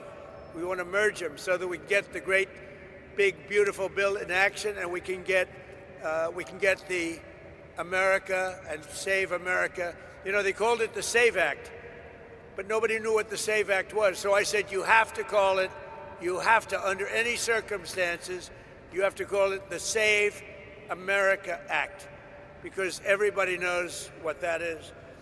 So they want funding taken away from the ICE patriots who are responsible for getting rid of the criminals that Sleepy Joe Biden, the worst president in the history of our country, and his gang of thugs in the White House. You talk about weaponization, they weaponized everybody. You know, when when Pam looks at somebody, oh, it's weaponization. The biggest issue, and I'll turn this down. The biggest issue with mail-in voting is the fact that you have no way to validate who mailed it in.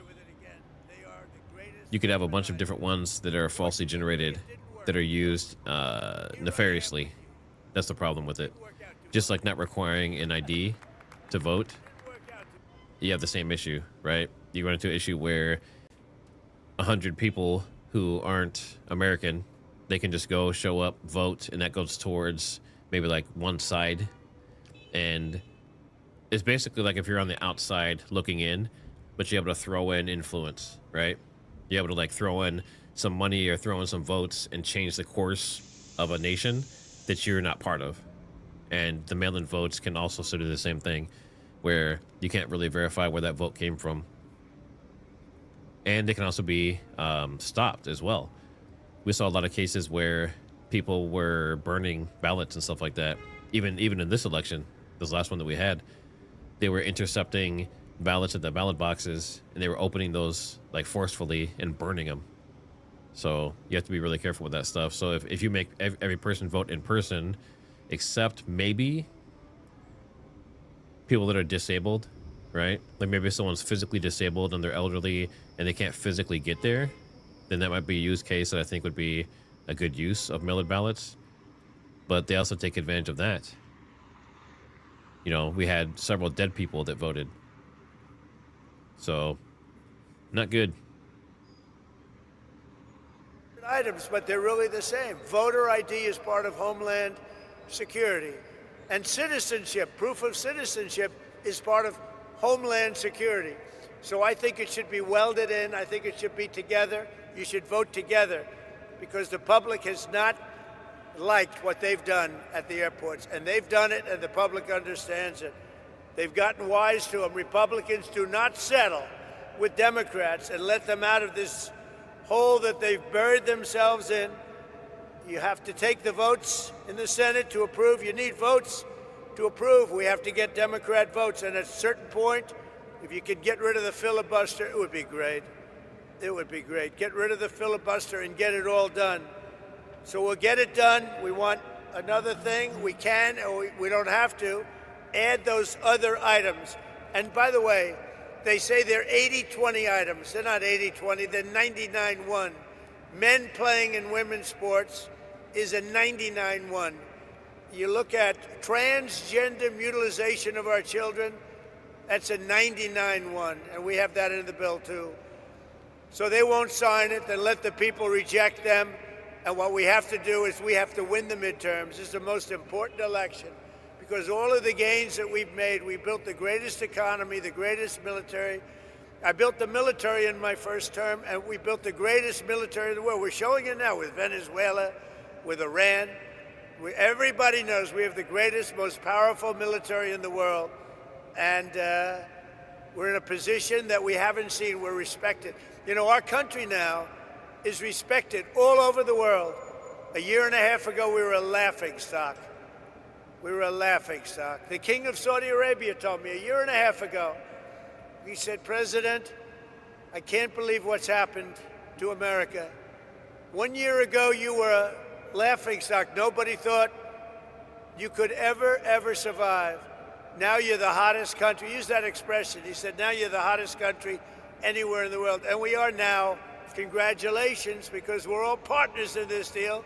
You're the hottest country anywhere in the world. It's really amazing. So I congratulate you. It's a great feeling, because we were laughed at for 4 years with this guy that should have never been president.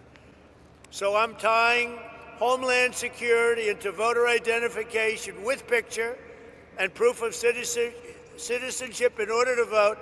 And those two items are the most important thing having to do with Homeland Security. So it should be part of the Homeland Security bill. And I'm requesting that the Republican senators do that. I don't know if Bondi and Hegseth are going to speak. I don't know if they're there just as like a support system, but I'd be interested to see what they say. Obviously, he kind of repeats the same talking points, but I want to give him a little bit of time here to see if they let the other two talk. ID and proof of citizenship. Nobody can vote on Homeland Security without voter ID or proof of citizenship. And you can't have Homeland Security without voter ID or proof of citizenship. So we're tying them together. So now, if you don't mind, let's get to the reason why I'm in Memphis and why you're doing so well. Because Fred Smith, everybody know Fred Smith? He was a friend of mine, and he created, from a sort of failed report at like Harvard or whatever, he did a business report, a concept he had, that was his thesis, a concept he had to build a company, and it was FedEx. So he gave this thing where he takes packages, he delivers them, who the heck knows what he put down. Bottom line is they gave him a lousy mark. I don't know if they passed him or not, but they didn't give him a good mark. They say, this is the most ridiculous business plan we've ever seen. Fred, go back to the drawing board and try something else, because this won't work. Well, he decided to go for it, and he built FedEx, and it's an amazing story. and he was a very good friend of mine, but he would tell me that he didn't know what to do about Memphis. It was so dangerous that they would have a board meeting, and the board members, they would demand it, that they could not walk 1 block to their hotel. You know the hotel I'm talking about. It was so dangerous. And now they tell me this is like an entirely different place. It's like Washington, D.C. In Washington, D.C., we had the same thing, and now it's... Helga Shabalaba Ding Dong. Thanks for the super chat. Operation Epic Fury is a good name for this cluster F because the American people are furious that we did this. We voted for no new wars. You know what? That's interesting. Actually, in the chat, let's do that really quick. Do you believe that, put a 1 if you think that these wars were avoidable, and put a 2 if you think that we didn't have a choice? Right? So meaning, if we didn't enter this war, would we actually have been attacked by Iran? So put a 1 if you think that we could have avoided it. Put a 2 if we couldn't. A lot of 1s. A lot of 1s coming in. Okay, interesting. Yeah, I kind of see it a couple different ways. Obviously, any war can be prevented if both sides don't participate. Yeah, so some people are saying both 1 and 2. I think these particular wars, it's like if you're walking down the street, right? Because I'm a firearms instructor and I do martial arts and that kind of stuff. I've done self-defense a lot of my life. If you're walking down the street and someone comes at you with a knife, then you're in a war, right? Whether you want it to be or not. So in those cases, it makes sense. But in this case, you know, us kind of starting this officially from scratch. Obviously, a lot of other stuff has happened in the past. We've had terror attacks. We've had, Lebanon attacking Israel, who's our ally, and those kind of things. So from that point of view, that leans more towards like 2, right? Like it wasn't completely avoidable. You see all these guns on stage? Did anyone notice that? Methamphetamines and guns all over the stage from the DEA. Must have been a bust or something they did. That's interesting. So this is the Memphis Safe Task Force Roundtable. So it must be some kind of, actually, let's see, is that a government? Is that like a, let's see, Memphis Safe Task Force Roundtable. Is this like a yearly thing? Tons of coverage, but what is this? I'm trying to see if it's like a regular thing they do every year or something.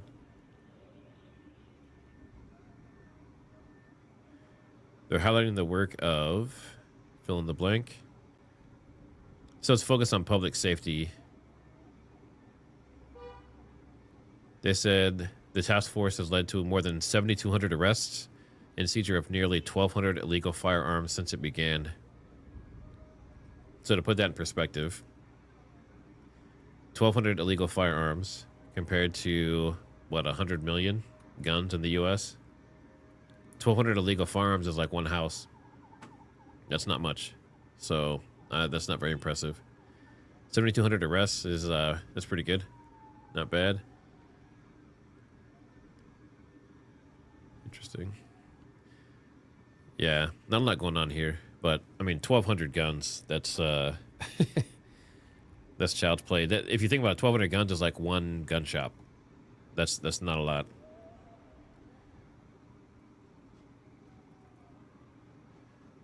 Just looking at chat here. A lot of you guys don't want to hear Trump talk, so that's why I have it muted. 50 years of U.S. negotiation. Someone's saying 50 years of U.S. and Israel actions made Iran. Interesting. I've heard some similar from some people too.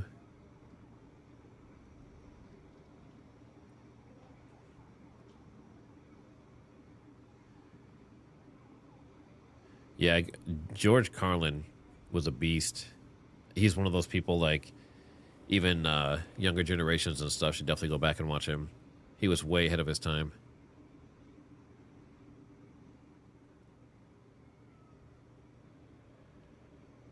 Let's see. For Debbie Smith, you'd like to know who's above 60 in this chat? We don't do ageism here. I'm not sure why you're asking, but whatever age you are is just fine.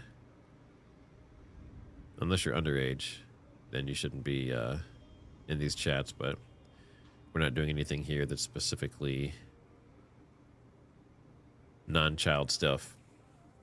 But yeah, but I can tell you based on my stats what most people are.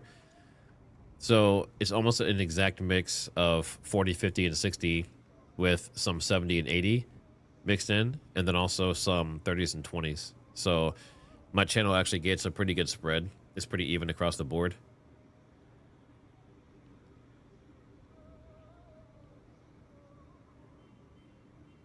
Yeah, I'm not sure what Nightbot would be warning you about on this one. He's pretty tame at the moment. I took off like all caps and all that stuff, so... All right, let me get rid of this. I see some quotes coming out from this meeting. One says, this is from Trump, talking about Iran. They're not threatening us anymore. That's a direct quote from Trump. And I assume he means from the like point of view of like we've annihilated them so badly that they can't fight anymore. But if that's the case, it's going to look bad if they continue, right? Make them look really bad. It looks like one of Iran's top, it looks like Mohammad Naved Qureshi. He was a top senior missile engineer and researcher, was killed in strikes on Tehran. So they're trying to take out the people that know how to do all of their military moves and make it so they can't really fight back. And I've seen more stuff about this deal, this supposed deal, saying that contacts are underway for a meeting. It's supposed to be in Pakistan later this week. We heard something earlier about Saturday, but it might be earlier than that now. Excuse me. As part of the contacts for the summit in Pakistan, the possibility is being considered that U.S. Vice President Vance will be the senior American representative. So interesting, because we don't hear much about Vance, especially around the war. And now they're saying that for these talks, these contacts in the summit with Pakistan, that Vance might be there. That's very interesting and very unexpected. We'll have to see what comes out of that. Huh. Interesting. Just looking to see if there's any major updates right now. I know a lot of you are not big on watching this speech currently.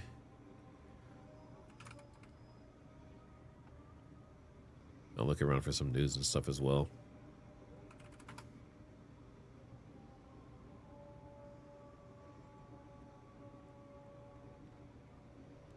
Sounds like they're praying or something there. It looks like Trump is saying that some of the talks might start as early as today. So that's interesting.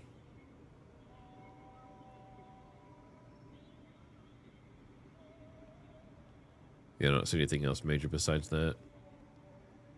Let me go back and check. See if there's any more clips on X.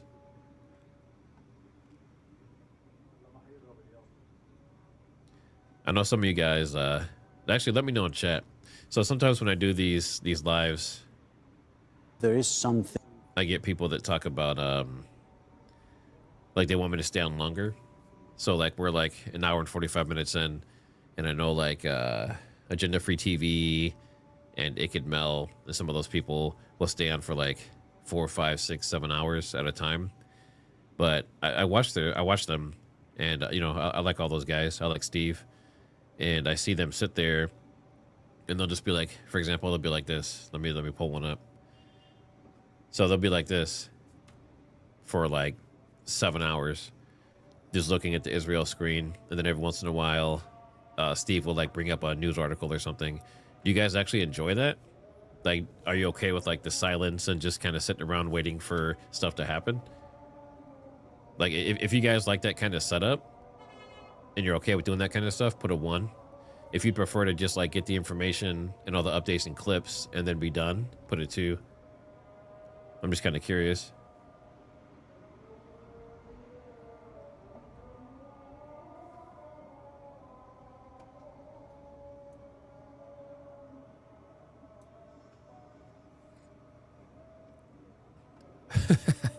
Someone says stand for 6 hours sipping a bottle of whiskey like Valhalla.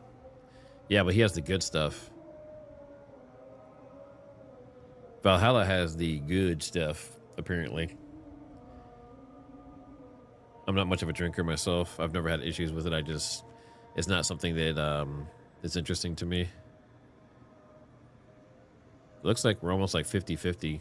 So looks like half of you are like, you know, let's hang out and just do this for hours and hours and see what happens.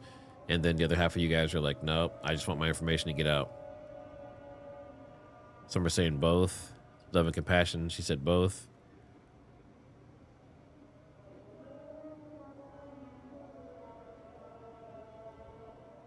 All right, the worship's getting louder and louder.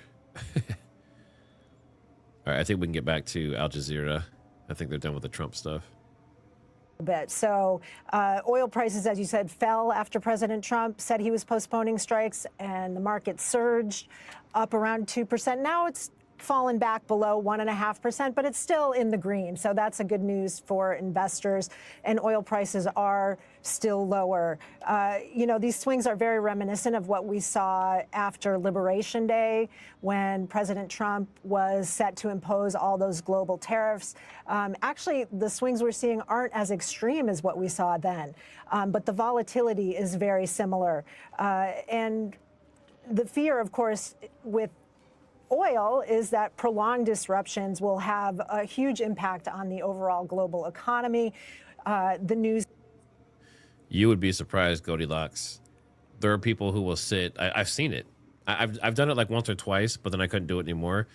People will sit for 8, 10, 12 hours on a stream with like Agenda Free TV or Akid Mel or one of those guys who just kind of sit around and just like hang out all day and just wait for stuff to happen.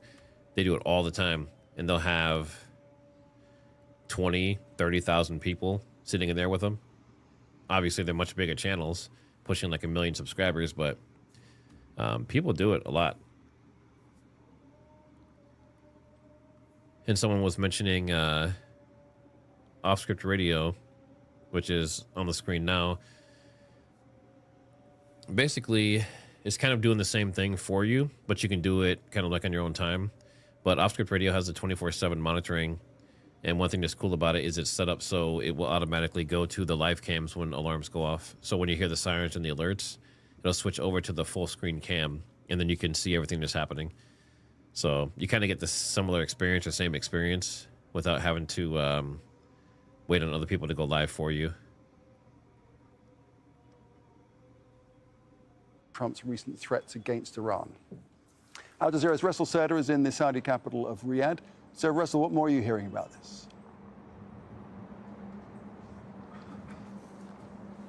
Well, besides the Omani foreign minister talking about the intensified efforts to bring a solution for the closure of the Strait of Hormuz, there have been several tracks of diplomacy ongoing.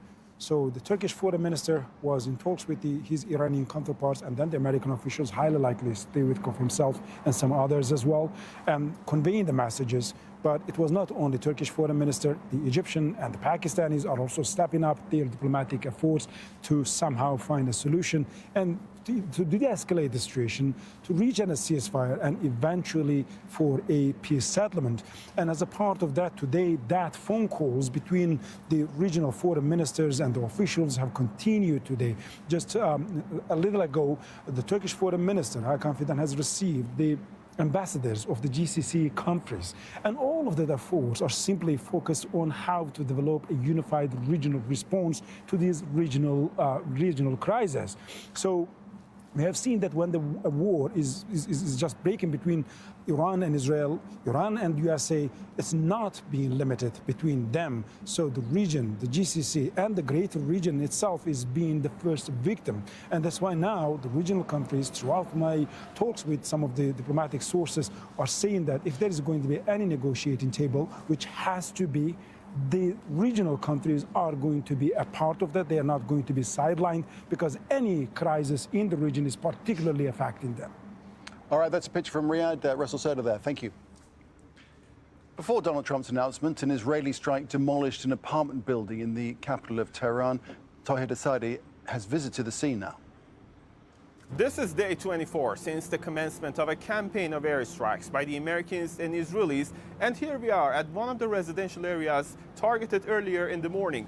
And as you can see, the scope of damage and destruction is quite visible. Bodies were taken out and rescue teams are still working. The Red Crescent says more than 81,000 civilian units have been hit, most of them residential buildings. But the damage is not limited to homes. It also includes more than 270 hospitals and other healthcare facilities, more than 490 schools, and even 17 buildings belonging to the Red Crescent itself. The total death toll after weeks of airstrikes remains deeply concerning. Official figures put it at more than 1,400, but the real number is feared to be even higher. At around 4:30 in the morning, we woke up for prayers. Suddenly, we heard a massive explosion. All the windows shattered and the doors were blown out of their frames. We rushed outside and saw that a missile had hit the area. An entire residential building had collapsed. Meanwhile, in the capital, parts of the old infrastructure. Someone is asking about if the videos were legit. Based on what I can see, and running it against AI and all that kind of stuff, it does look like his most recent videos in Iraq, where there was some strikes on civilian, some civilian buildings. It looks like it is legit. And he's referencing things that are current. So it does seem like he is still, I took that as proof of life in that case, yes. Okay, let's tackle this, everything that's happened today. Gideon Levy is joining us, a columnist at Haaretz newspaper, and here in the studio, Ross Harrison, a senior fellow at the Middle East Institute in Washington, D.C., and author of that book. We keep mentioning Decoding Iran's Foreign Policy. Ross, great to have you with us. Gideon, I'm going to start with you, if I may, first of all. Let's talk about Trump's announcement and the fact that Iran has said, well, it's never happened, it's all fake news. Do you see that there's any potential for this to yield results? Definitely, definitely. I would take his words this time very seriously, and I think so do the decision makers in Israel. They take it very seriously. Something is being cooked behind the scenes, and hopefully, he spoke tonight with such devotion and such a commitment that I can't imagine myself that it's all fake and he's inventing all this. No way, even though the Iranians keep up denying everything. But I think it is very serious, and I think we are closer than ever to end this war. But Gideon, what do you think about the alternative theory that actually he's just buying time for troops to arrive? We've got those ground troops on their way, not very far away now, that could end up being in the Gulf in the next. So that's very interesting. So we just did that poll. Was Trump tricked by those around him into this war? And 57% of you say yes. Actually, it's higher than that. It would be 70% because that includes 100% what happened. So 70% of you believe that Trump was tricked into this war. So that's okay. So let's say that that's true, that he was tricked. So now we have to ask the question, is he at fault then? So is Trump at fault for this war based on that? If he's tricked into it, and all the sources around him, all the people in his ear, everyone, all pushed him that direction and told him it was a good idea and that we were at imminent threat in the U.S., is he at fault? After World War II, international institutions, international norms, the International Court of Justice. The way I think about this, Nick, sadly, particularly since I've been here, is that we're going back to a bit of an earlier age, before those norms were established. And if you study history, brutality, naked brutality was the norm oftentimes. So I think it's important to not just think about the moment and what we've experienced in terms of norms since World War II, but also go back and think about Shakespeare, I mentioned earlier King Lear, in terms of where egos override values. So I am I would hope that what is being said here is correct in terms of this being sincere. And I think the other piece, even if it is sincere, let's give him the benefit of the doubt. I think there's a mismatch in terms of understanding the modalities and realities that are being faced. Because if you think about it, Donald Trump has miscalculated Iranian intentions and Iranian motivation all along. And the type of expertise that's required to move from this moment, where we're engrossed in an incredibly complex regional situation, the move from that to a ceasefire to peace is complex, and I don't see that they have the bench strength in the administration, or I worry about that. I hope it seems a long way over the horizon at the moment, doesn't it? Perhaps it's hoved a little closer to view, but it's still a long way off. That's right. And an important part of all those players, Gideon, of course, is Israel.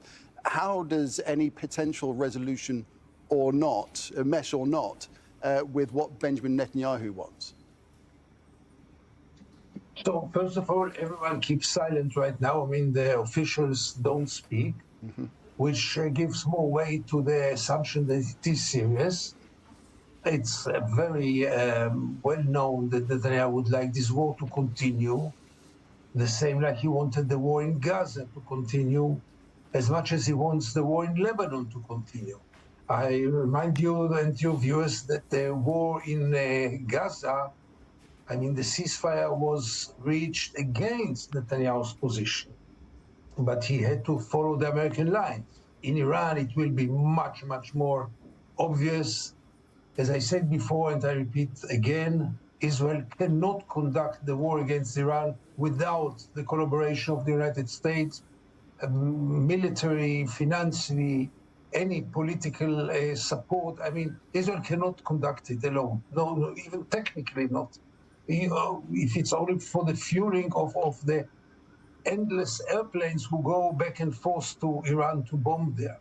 So Israel will have to, bite its lips and, as we say in Hebrew, and agree and follow everything that Donald Trump will tell Israel.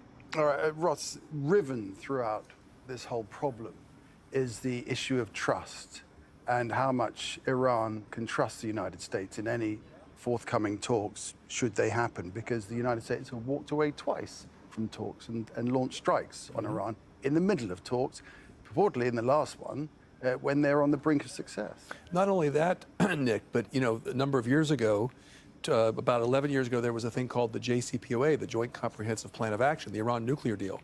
And that was established, signed by all the members of the permanent members of the Security Council, plus Germany and Iran. And a few years later, Donald Trump walked away from that nuclear deal. So there was a trust issue. Then in 2020, as you indicated, 2025, during the war, there was negotiations, this one too. But I think the other piece of it that's even more profound is the elimination strategy that's taken place. The desire to eliminate any layer of leadership that could be trustworthy.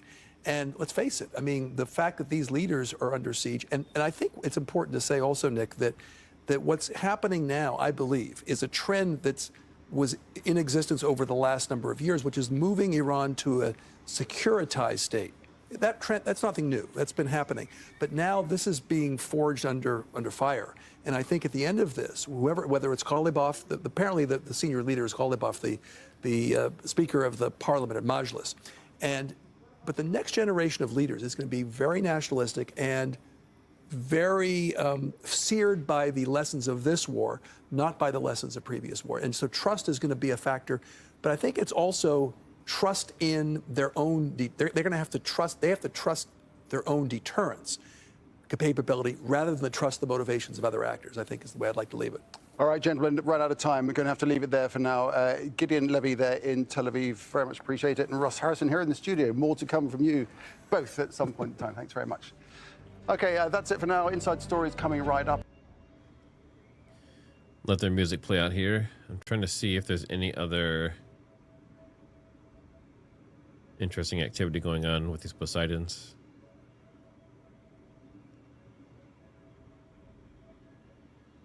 So there's a couple stacked right here as well. Interesting. So earlier we were seeing off the east coast of Florida, we have these Poseidon planes, and the Poseidons are like intel recon, and also they can sniff out nuclear radiation, which helps them find or try to locate nuclear submarines, which would be like Russia or China. And it looks like earlier they were circling in this area, And then there's a second one that is also in a similar area. This one's also over that area. So there must, I mean, it would seem as though something is here, or they suspect something is here, because you have this one that's circling this area, this one that did this bigger area multiple times, and then this one that's been circling right here. So that's interesting. That's something we definitely need to watch. I don't see anything else. Yeah, I don't see anything else going on with that. See, this one's still circling over here in the Mediterranean. Okay, so we have another Poseidon over here in the Mediterranean.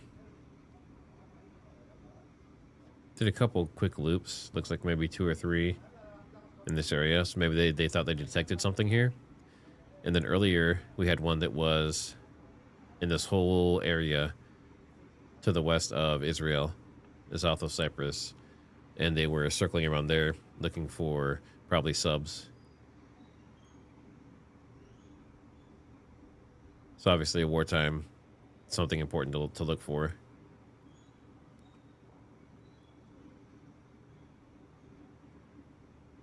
But interestingly, not a ton of straddle tankers and stuff going on right now, which means they could be refueling because it's nighttime there now. And they'll typically turn off their transponders so they can't be seen while they're refueling. We have a lot of these Hercules transport planes, Globemasters, transporting people and equipment. What I have not seen in a while is any drones. The first couple days, we had a bunch of drones that were circling around, especially off the east coast of Cyprus, looking for incoming from Syria. And then we would have some that would fly out from like Sicilia, Palermo area, and they would fly over towards the Mediterranean on this side near Lebanon. But we haven't seen a lot of that lately. So I wonder if it's happening, but it's just with transponders off. Because it seems like activity has drastically slowed down. But that could be purposeful.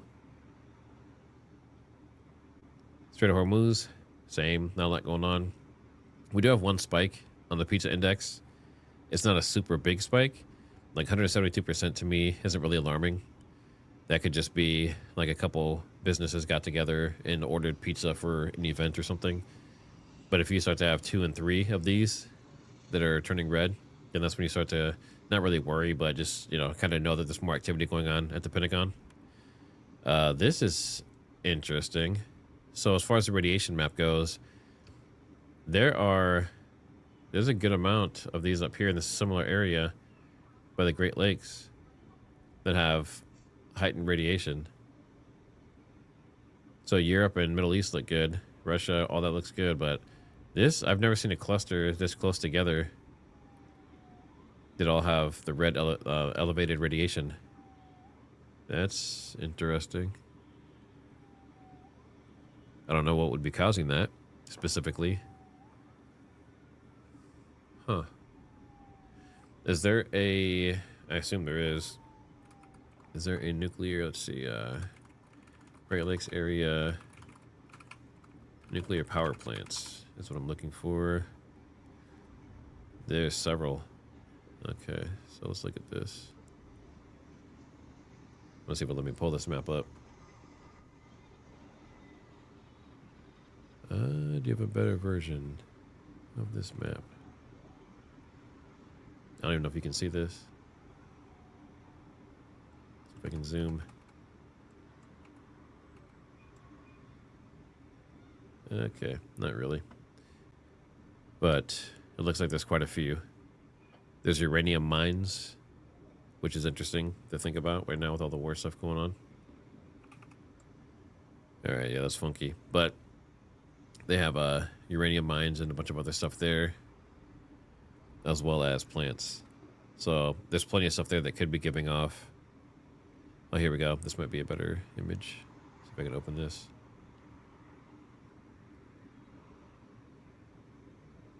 Nope, that one won't open either. All right, well, moving on. So yeah, if you live in that area, I mean, I don't know if I'd be more concerned than usual, but that's not something you typically see so close together.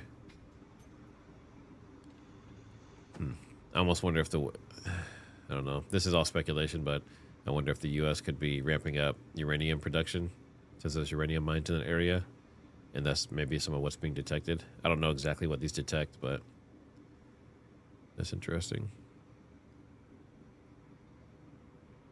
No earthquakes above 2.5 to show.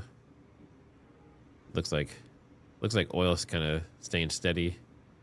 At least this crude oil. The other ones I don't see going too much higher, especially today. A lot of them went down. So crude oil actually went down anywhere from like 5 to almost 11% today. Probably with that announcement of a possible ceasefire or at least like some kind of talks happening. So it made things cool off a little bit.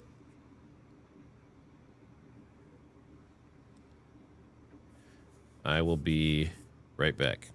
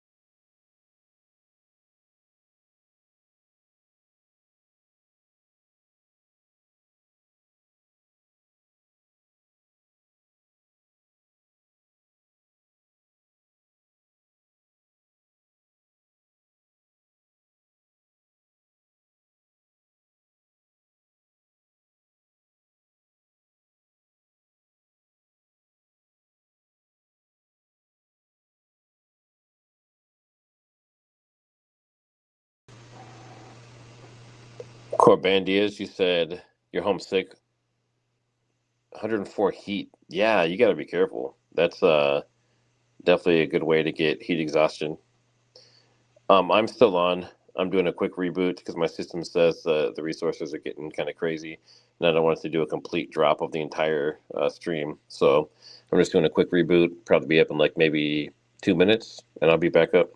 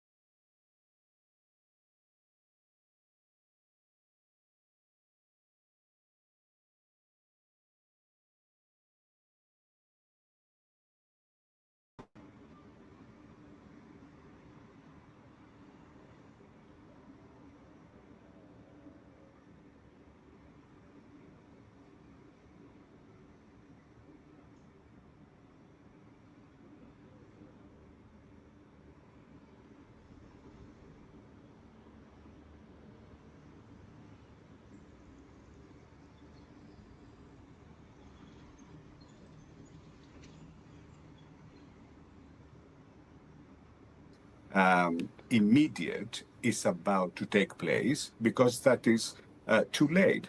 So in my opinion, the action, the Israeli and the US action, is a lawful action of self-defense against an imminent attack by the Iranian regime. Okay, Jeffrey, I want you to pick up on that, an imminent attack, because there's some context here, isn't there? If we go back to that date when this started, 28th of February, there was active diplomacy going on. There was a diplomatic off-ramp. There were talks taking place that had been taking place. In fact, the mediator, who was the foreign minister of Oman, said that they were making progress, even said a breakthrough was possible, and they even had more meetings planned. The last contribution would suggest that at any time over the last months and years, this attack could have been mounted, because at any time it could have been interpreted as imminent. The reality, as you have reminded us, is that exactly the opposite of imminent was evidenced, both by what seemed to be negotiations capable of going further, and now, of course, by the resignation of a Trump-supporting right-wing expert who says there was no such imminent threat. So I regret I can't accept that the overall proposition that there's no evidence shown for the legality is established. I don't challenge overall the generalizations made by the previous contributor, but they simply don't apply in the very particular circumstances of this case. Within hours of the war starting, Brian, there was a meeting of the UN Security Council, which clearly is a legal but also a political body in this regard. The UN Secretary General made it quite clear he thought that international law had been broken by Israel and the US, but then by the Iranian response as well, because they hit the Gulf countries. Do you agree with that? It could well be possible that multiple parties in this conflict are violating international law, both the prohibition on the use of force and with respect to the conduct hostilities, violations of the law of war. I would simply also add, in terms of the context here, the U.S. attack on Iran and the U.S. greenlighting Israel's renewed attack on Iran would not have happened but for the tactical success of the U.S. intervention in Venezuela. President Trump was running a sugar high after that military spectacle, and you heard in the days following threats from the president against Cuba, Mexico, renewed threats of annexation against Greenland, and of course against Iran. The specific timing of the attack, the Israeli-American attack on the 28th of February, was reportedly driven by a target of opportunity to attack the Iranian supreme leader. Okay, so there's no indication in the public record that this was motivated by an actual imminent threat. And it's also important to recognize that Iran, of course, does not and did not possess nuclear weapons, does not have a nuclear weapon to either threaten the United States or Israel with. What do you make of those points, Nicholas? Your fellow panelists are saying there was nothing imminent and that Iran did not possess a nuclear weapon. Yes, they had a nuclear program, but they've always said they don't have a nuclear weapon. And those that have examined this say they didn't have a nuclear weapon. And, of course, diplomacy was underway. Well, there is... Hey, Retro, have fun with your honeydew list. I know how that goes. Thanks for everything you do. We appreciate you.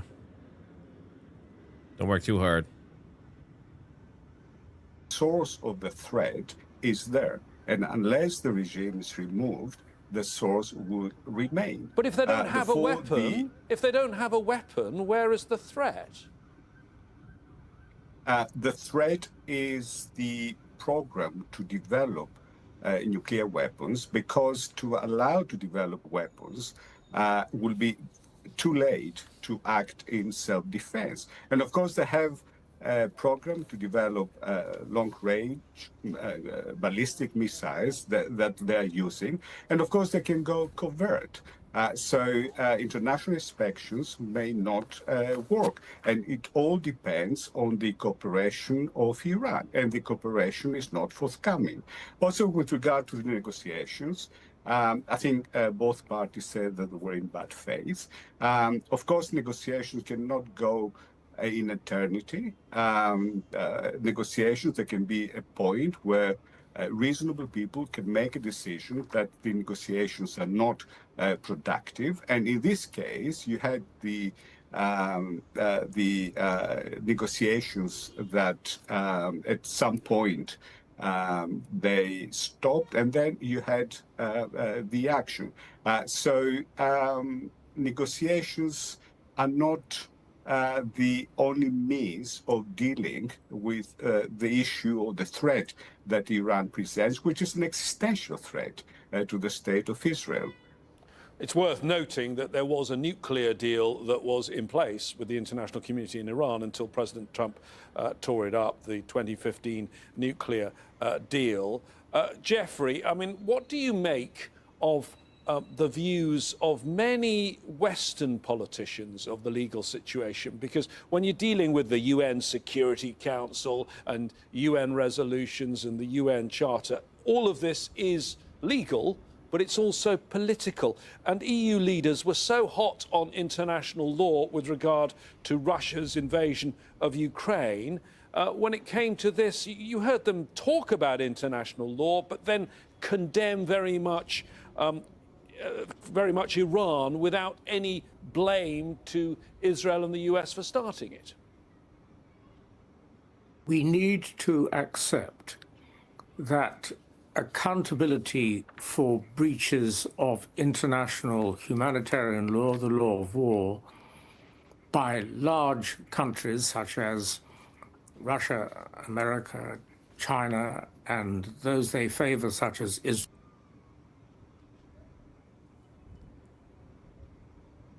This is interesting.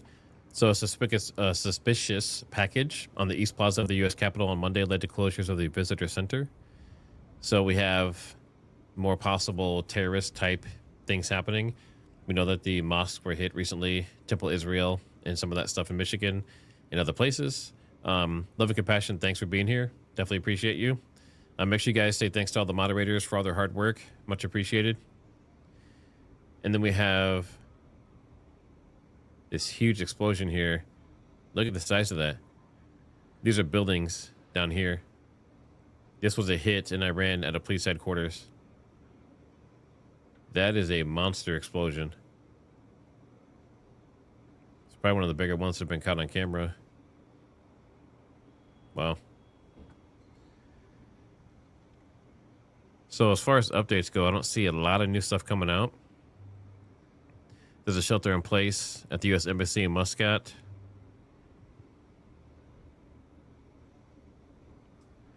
Just a lot of coverage of his speech. There's some rumors talking about Trump not being coordinated with Israel and is abandoning Israel. You know, the people are saying that that's false. So I don't know. We'll see. I know people are saying that they're not on the same page for sure. I know that Trump is looking for an exit ramp as soon as possible. And I think Israel would like to continue on and take out all of their enemies that are possibly an existential threat at some point later on. More air raids in Saudi Arabia. It looks like, yeah, it looks like Vance is really starting to get more involved in this. VP Vance held a phone call Monday with Netanyahu to discuss efforts to open negotiations. So it's very interesting that Trump kind of got this all going, and Vance is going to step in now to negotiate.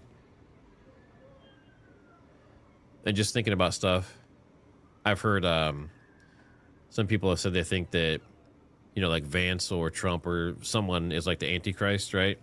I don't necessarily believe in all this stuff, but I just think it's interesting.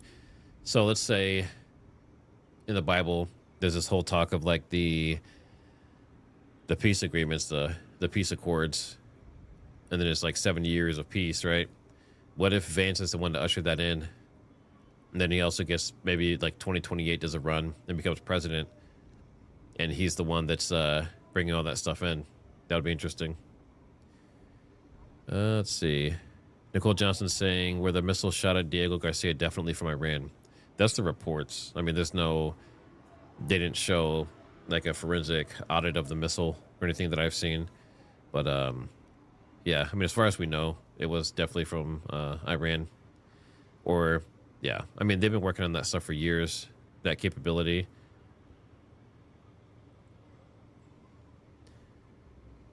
So yeah, I don't really see anything, much other new stuff coming out for that.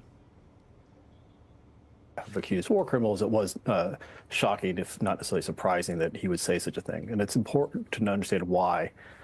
Denying quarter and the mere declaration that there shall be no quarter can constitute a war crime under the law of war. And so the Secretary of Defense's mere words in this context could itself constitute a war crime both under international law and U.S. domestic law. Now, I agree with what Jeffrey said about international law and the law of war not necessarily shaping decision-making of this administration at the front end. But I think there is a choice going forward for future administrations as to how it handles accountability. Will it? Chicken Tender says, TriggerSmart, I'm curious, what do you think? If Iran had a nuke, do you think they would have attacked us at some point in the future had we not preempted? So based on the Quran and extremism in the Muslim community, we are all infidels and they want to kill us all, according to the extremists, right? That's not saying that all Muslim people want to kill everyone, but the extremism and the terroristic groups, they do. So do I think that if they had a nuke, they would use it on us eventually? This is a high possibility, but that's where you have nuclear deterrence as well. They would have to think about it really strongly, right? Because they'd get hit back. Like, even if they took out all the bases and everything happening in the U.S., all the missile silos, we still have subs that are out in the oceans that can hit them at any point that they can't see. So I think that, like, would they do it? I don't know. But could they do it? And would they move that direction eventually? Because they want to take us out based on their extremist views and their religion and all that? Probably. So, I mean, that could be 100 years in the future. I don't know. Interesting question. I've thought about that stuff before. Let's see. I think a lot of people don't like the U.S. And I think a lot of our allies don't like the U.S. So at some point, like we were talking about earlier in the stream, I could definitely see someone wanting to take us out. Yeah, even those that are with us right now. So maybe that's why we're not mentioned in the end days in the Bible. On a commander to ensure that the object of the targeting decision is a military objective. And of course, everything depends on the information they have at the time. So if it goes to a court of law and on the basis of the evidence, if on the basis of the evidence the commander had at the time, he could reasonably make the conclusion that it was a military objective, then there would be no responsibility. So it could be a war crime, but everything depends on the evidence provided in a court of law. Jeffrey, we've heard from President Trump that for now he is halting his plans to attack all of Iran's energy sites. I'm interested. One thing that's really interesting about this this comment here, Watcher of the World, thanks for being a member as well. It says, yeah, Matt, the American empire will fall by itself. It just can't last, none do. The thing that's interesting about that is, if you look through history, a lot of empires, including in the Bible, they historically have fallen around the time that they heavily embrace like LGBTQ and homosexuality and like some of those things, right? And killing of children, you know, like abortions or like sacrifice and that kind of stuff. And the U.S. has entered that realm. So I always thought that was kind of interesting too. Making the decision to do that and knowing about the presence of the school with school children in it next door, then a decision has to be made with legal advice about whether the collateral risk to the children concerned is sufficient to justify taking the risk. given whatever the military objective would be of seeking to attack a different target. And you've got to bear that similar approach of proportionality in mind throughout attack and also those acting in self-defense.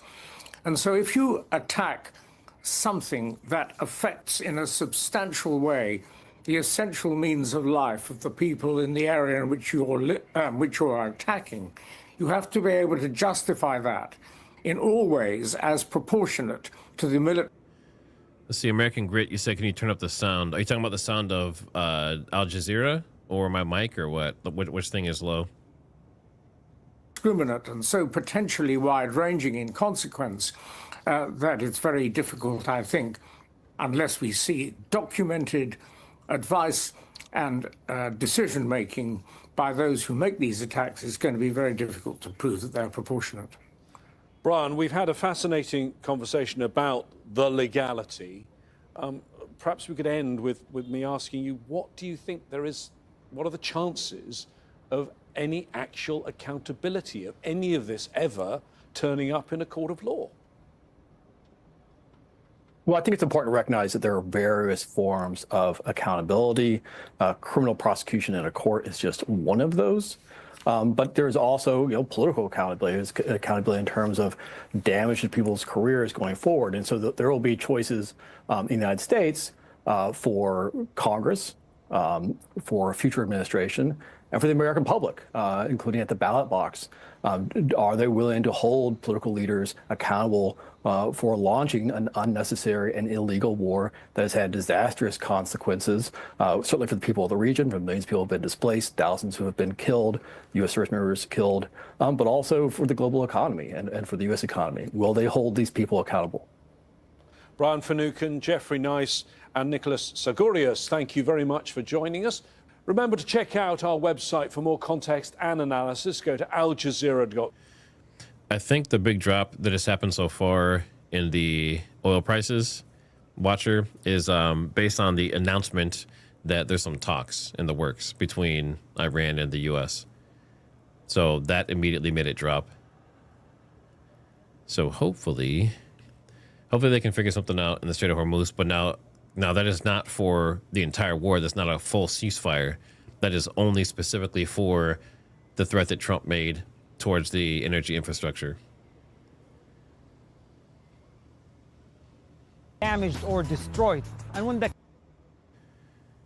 they're playing their music again. They love their music. Any confirmed strikes on Israel? Right now, there's nothing going on. They had a bunch of drones come in earlier today, and all of them were intercepted. The last strikes that I know of were the civilian strikes near the old city of Jerusalem. And that was yesterday. I'm sure there's some overnight. Let's see. Yeah, $4.20 per gallon. Some people were saying diesel was like $7. I think someone said $7.99 for diesel. Maybe up in Canada. Excuse me. Hits on Lebanon. I haven't seen any hits on Lebanon either. So let me do a quick search and see if I can find anything recent. Most of the strikes have been to Iran and then the Gulf states getting hit by Iran.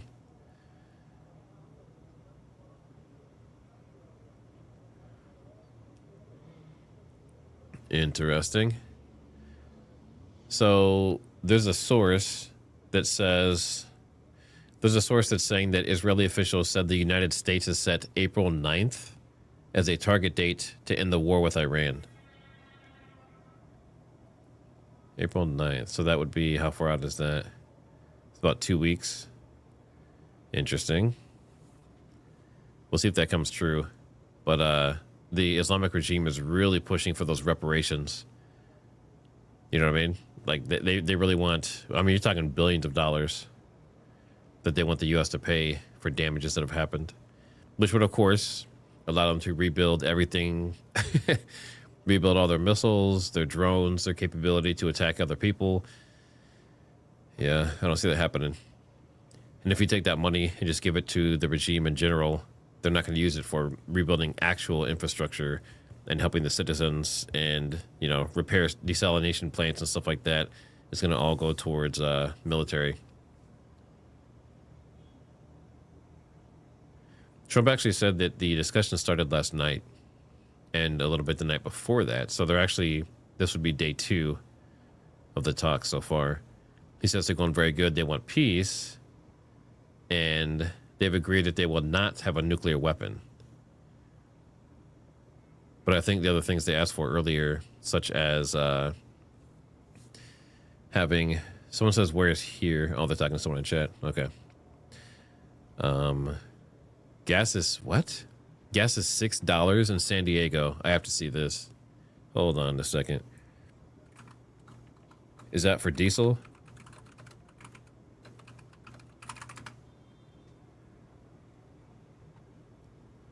Let's see. El Cajon. I am seeing $4.87 at most places. A couple of 525s. I'm not sure where you gassed up at, but looks like you got gouged maybe. Or you rounded up, right? Nearest. That's fine to round up. Let's see. Someone said they paid nearly $6 this morning for regular unleaded Shell, Sacramento, California. Wow. Farbrook, Palo Mesa, $5.99. Yeah, I mean, I would gas up and drive the least amount possible. This is a good time to get your bike out. If you're a biker, even motorcycles, I mean, the amount of miles per gallon and that kind of stuff's going to be a lot higher. Yeah, I've seen that Sleep Lantern stories talking about denying altogether that the talks have happened. But you have to remember, too, that there's really no set leadership right now in Iran, and it's a lot of decentralization that has happened. So it could be a pretty good chance that some of the people that matter are talking to the U.S. administration, and they're trying to make things happen. And others who are still attacking and causing other issues and other problems, maybe saying that no talks are happening, but they may not be in the circle, right? They may not be in the happy circle, or whatever they call it in Meet the Parents. All right, Stevie, we'll see. You think it's going to hit $10 per gallon by the end of the month in LA? That would be something. Diana Turner. So if you're ever, there's a couple different things. So this platform has been unsubscribing people from random channels. And that's something you always have to look and make sure you're still subscribed. And then when you subscribe, you want to make sure that you use the all option and not just, what's the other one? Like personalized, I think. So if you don't have all, you're not going to get everything. And if you have it on personalized, then that means YouTube gets to pick what they send you and what they don't based on what they think you want. So if you want everything, make sure you have all turned on.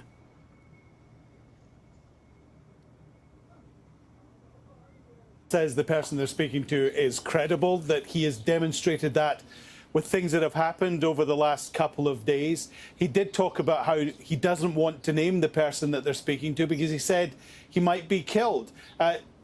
Bearing in mind that it's him and his Israeli allies that are carrying out the attacks, targeting some of the Iranian government's top figures, he might have a say in that. But he said he'd wiped out the first 2 layers, essentially, of the leadership in Iran.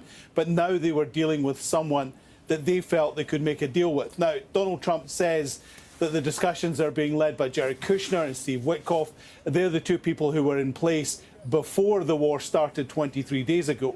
And, of course, at that point, the Omanis said they were very close to a deal between the 2 sides, which would include no nuclear weapons, a stop to the enrichment of uranium, some sort of limits on Iran's missile program, and various other issues which they believe were very close to being pushed over the line.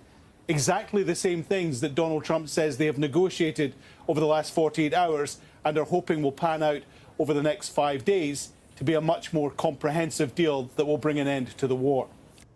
Okay, it's interesting that he just said that they've reached a deal, or talking about them not having Like the uranium was the big thing, the enriched uranium.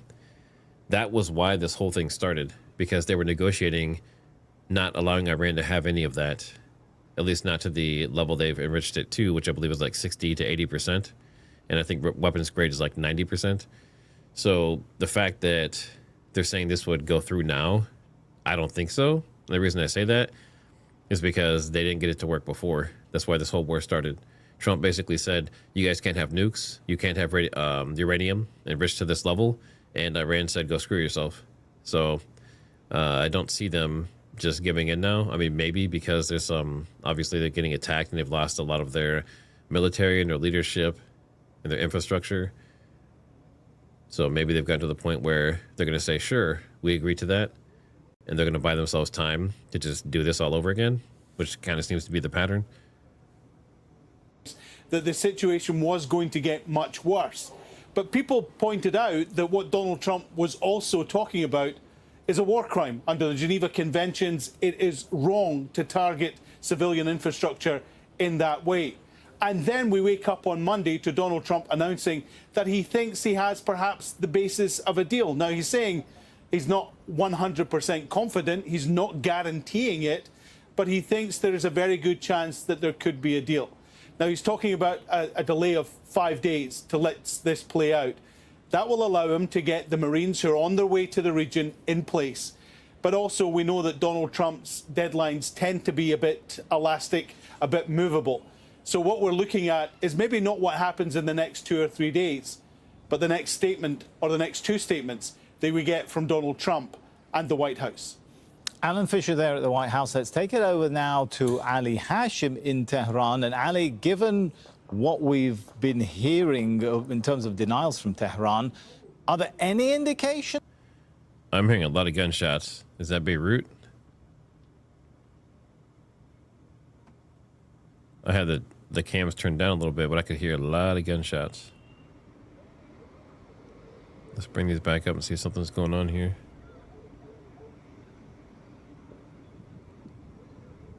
Maybe think I was back in Detroit again or something.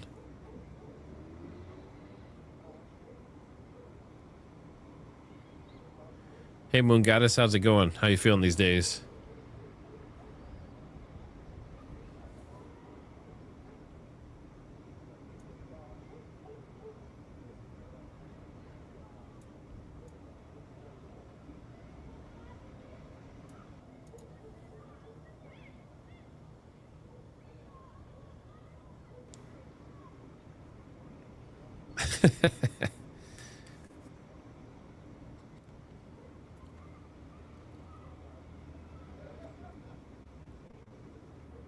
I mean, the Beirut cam gets wild because you'll be sitting here like this, and you'll just see like 10 huge explosions right in front of you.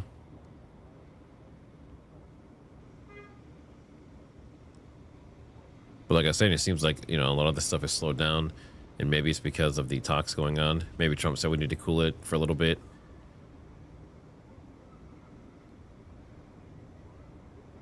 I'm glad you're feeling better. If you guys want to tag me on X, TriggerSmart HQ, or if you want to send, you know, tips, talked about Charlie Kirk stuff, talking about war stuff, just some general information. I've had a lot of people reach out to me. You can go to engcwarrior@gmail.com. And if you want the 24/7 monitoring stream, that is over at Off Script Radio. And right now it is Middle East, but I'm also probably going to be adding Russia and Ukraine here shortly. And obviously, if anything else comes up, I'll be adding that. And that one includes everything here, including the cams, the alerts, and all that, but also the military radio with the EAMs, the emergency action messages, so you can hear when like nuclear codes and stuff go out. And it's also automated, which means if a siren or something goes off in Israel, it will switch to the Israel cam.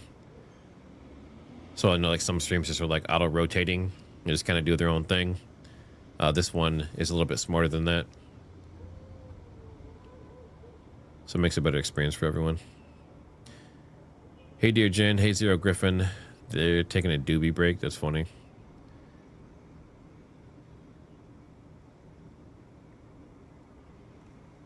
All All right, we'll get back to Each all one of needs them. months and weeks to negotiate. But how is the change in U.S. rhetoric, which was talking just a matter of hours ago about obliterating Iranian power plants, how is that change in rhetoric being seen there in Iran?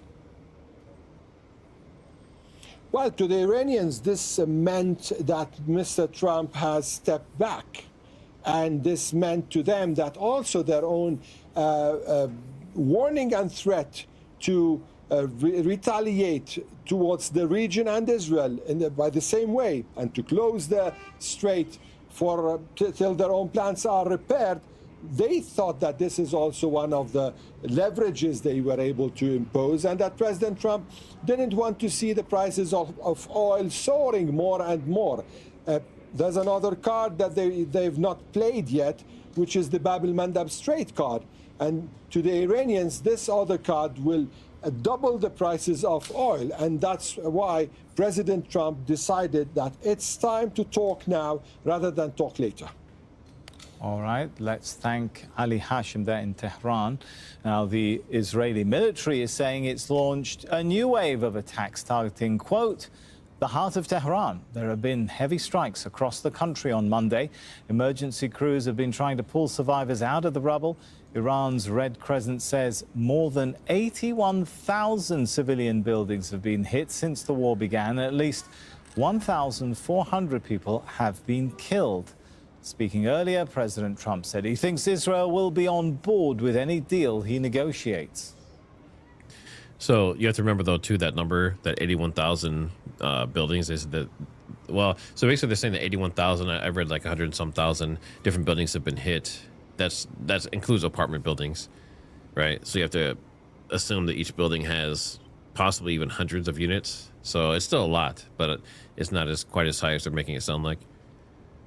Joins us now from near Ramallah in the occupied West Bank. So Donald Trump saying that he thinks Israel will be happy with any deal he negotiates. Is that what you're hearing, though, from the signals we're getting from Israeli officials? Well, from the signals and whispers, no. But right now, there are no public statements contradicting Donald Trump, Sammy, because that would be crossing a line the Israelis cannot afford at the moment. There was always an understanding in Israel that if the U.S. president decides to abruptly end the war, Israel would be in trouble because it cannot continue with the war. And if a deal is reached to Trump's liking, then Israel might have to swallow that bitter pill. In the meantime, we know that the Israeli military will continue to conduct. Remember earlier we were talking about the refuelers. They turn off their transponders when they refuel, and we only had like one showing. Now we have several. So I think they just got done doing a run. So we might see some more attacks ramp up here in Iran, and it is nighttime there. Yeah, we have all these straddle tankers. They just got done, it looks like, refueling. And typically what they'll do is they'll refuel each other. So once they get done refueling all the fighter jets and helicopters and globe masters and that kind of stuff, then they'll top off. So like say if this one here has, you know, a quarter of a tank left and this one has like 3/4, this one will refill this one the rest of the way to keep refueling other stuff, and then they'll go back and get more.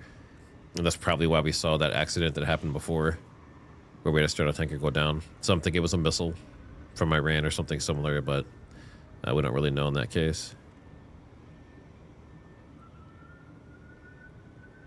A lot more activity.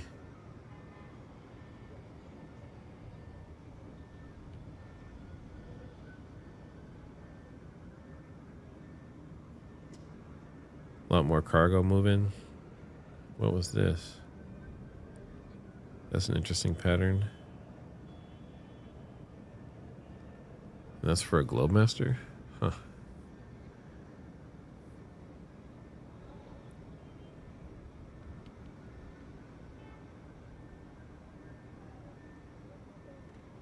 We have a little drone over here. Some kind of UAV. Let's see if there's any new activity happening in the U.S., especially with those Poseidons. We saw them off the east coast of Florida doing their rounds. I want to see if they're still in this. It looks like they're still in the same spot. So we have this one doing... Oh, that one just disappeared. They must have seen me coming. So that one was circling right around in this area and up here. Let's see how these ones are doing. Similar area. Same area, so there must be something here. It's not always guaranteed, but they're looking for nuclear submarines, Chinese or Russian, and it looks like they're both circling the same exact area. So maybe one found something and now the other one's assisting to make sure they're confirming it or making sure they're trying to find exactly the location of it. But that's not good. We don't want submarines off our coast. It's not that they're never there. I think they're always there, but the closer they get to the coast, I assume the easier they are to detect and the higher they are in the water column.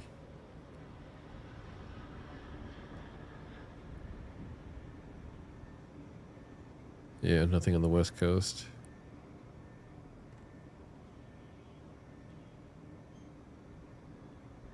I saw B-52 yesterday for a very short period of time over here by the straddle tankers. Then it took off to Iran. That was pretty interesting. First time I've seen a B-52 on flight radar.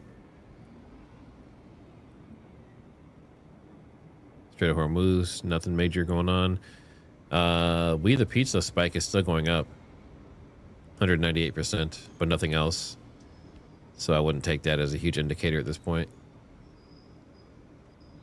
Looks like we have less of our radiation detectors going off in the red in the Great Lakes area. We saw 4 earlier, so that's good to see.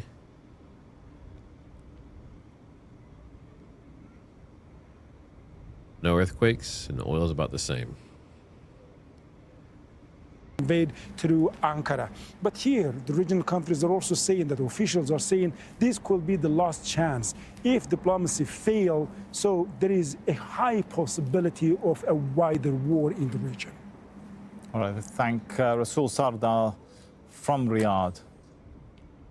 Now, financial markets, they're reacting dramatically to Trump's announcement. Major U.S. indices are trading around 1.5% higher on Monday.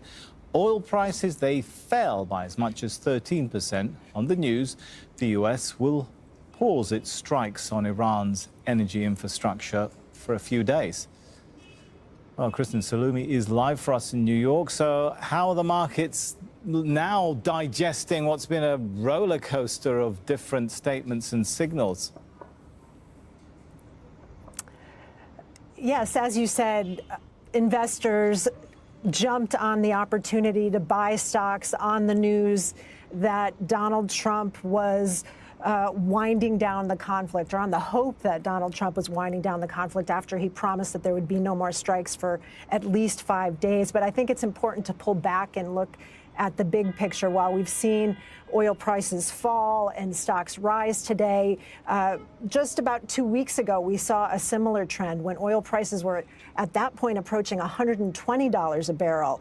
And President Trump said that the war was pretty much complete, and that sent oil prices down again. But when you look at the big picture for the past month, you'll see that the last 4 weeks have all shown oil prices trending higher and markets lower. So while that seems to be reversing today, it is just one day.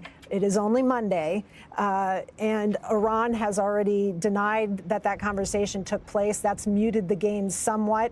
I think it's too soon to say we've definitely turned a corner, although, again, investors certainly see this as good news and they're reacting to it. What's the bottom line for consumers here, Kristen, whether it's at the grocery till or the petrol pump? Well, as you know, inflation is a big concern in the United States. It was before this conflict happened, and oil prices, petrol prices remain high. They have not started to come down yet. The average price at the pump across the country has risen about 30%. It varies a little bit from state to state. Diesel fuel used for big deliveries, trucks, trains, that's at an all-time, that's at higher levels as well, trending much higher. Jet fuel is at a 3-year high. So Americans are still paying more, and that's an issue for them until fuel starts flowing through the Strait of Hormuz, and we know the full extent of infrastructure damage in the region. The full impact of this, we just don't know yet, and Americans are still wondering. All right, we'll leave it there. Thanks so much, Kristen Salumi. Well, joining me now in the studio is Ross Harrison. He's a senior fellow at the Middle East Institute in Washington, D.C., and author of Decoding Iran's Foreign Policy. Good to have you with us. So where do we start, Ross? It's been quite a day. I'm sure you remember at the outset of this war, Donald Trump's messaging about how he won't talk and there will be only unconditional surrender, I think even in block capitals. We've gone from that to we're having really great talks. Is this a realization on the part of the White House that they cannot achieve their goals militarily on the battlefield? Well, I think it's a recognition that they can't achieve all of their goals on the battlefield. But depends, Sammy, what the goal is, because if it's some kind of a political outcome, a better Iran for the Iranian people and a better somehow a different set of circumstances relative to the nuclear file and so forth, that can only be achieved through negotiation at some point in time. But the question becomes, Sammy, whether in fact all the parties are ready to de-escalate, because part of the dynamic of how wars end is that all the parties have to believe that they can achieve more at the negotiating table than on the battlefield. And that oftentimes not all of the antagonists necessarily reach that point at this. A live look here at the tarmac at LaGuardia as you still see the Air Canada plane with extensive debris and damage right there. We also see emergency crews there as well. Meantime, this is the very latest social media post from Secretary Sean Duffy saying, "I am on my way to LaGuardia Airport now," in response to last night's horrific crash involving Air Canada Express 8646 and a fire truck that killed 2 pilots. FAA News and NTSB are working closely on this, and we will share updates as soon as possible. Please keep the victims, families, and response teams in your prayers. So we are expecting to hear from Secretary Duffy at approximately 3:15 p.m. Eastern Time, as he is expected to arrive at LaGuardia Airport. Also, the NTSB is expected to hold an update of its own at 4 p.m. Eastern Time.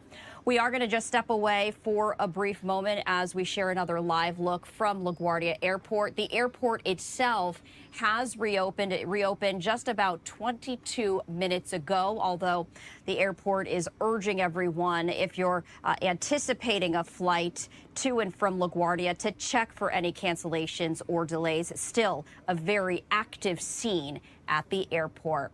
We do have other live events that we are going to get to in just a moment. We'll be right back. Cue the music.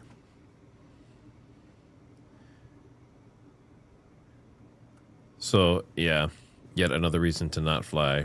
Agreed. Especially with everything going on right now.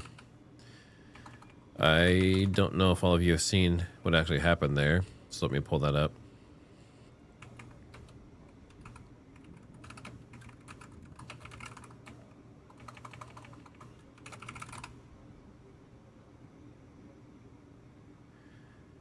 So this is what actually happened.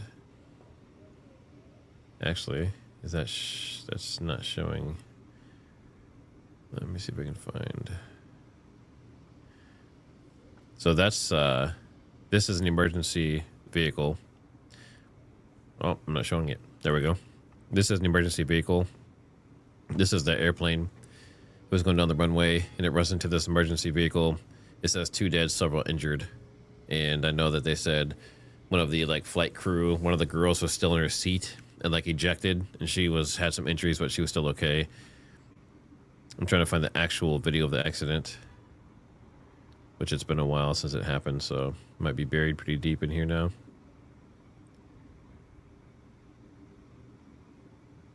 There it is right there. So this is video of the accident. You'll see the plane come from the left side, and then you'll see the emergency vehicle coming down this road here in the middle. And for some reason, they collide, which doesn't make much sense considering the vehicle should have seen the plane a mile away.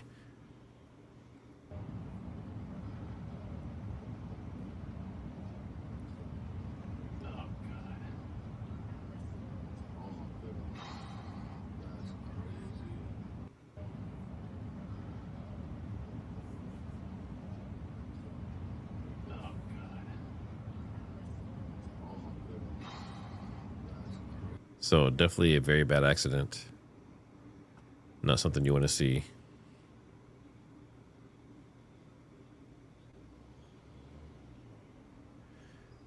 Not good.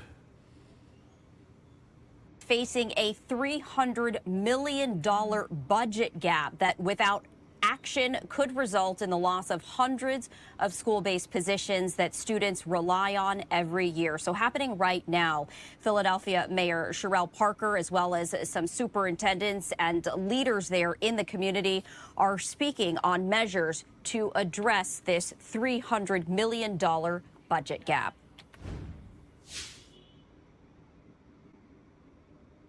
Mean. As a result of this influx of additional dollars, the school district will be able to reduce the number of school-based personnel reassignments and position eliminations by 200 positions. 200 positions.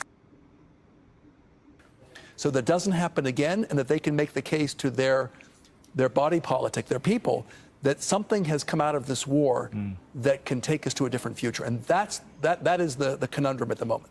All right, thanks so much for coming in and sharing your analysis and perspective on that. Ross Harrison, Senior Fellow at the Middle East Institute in Washington, D.C. Thank you, Sammy. An Israeli strike has demolished an apartment building in Tehran. Tawheed Asadi was at the scene.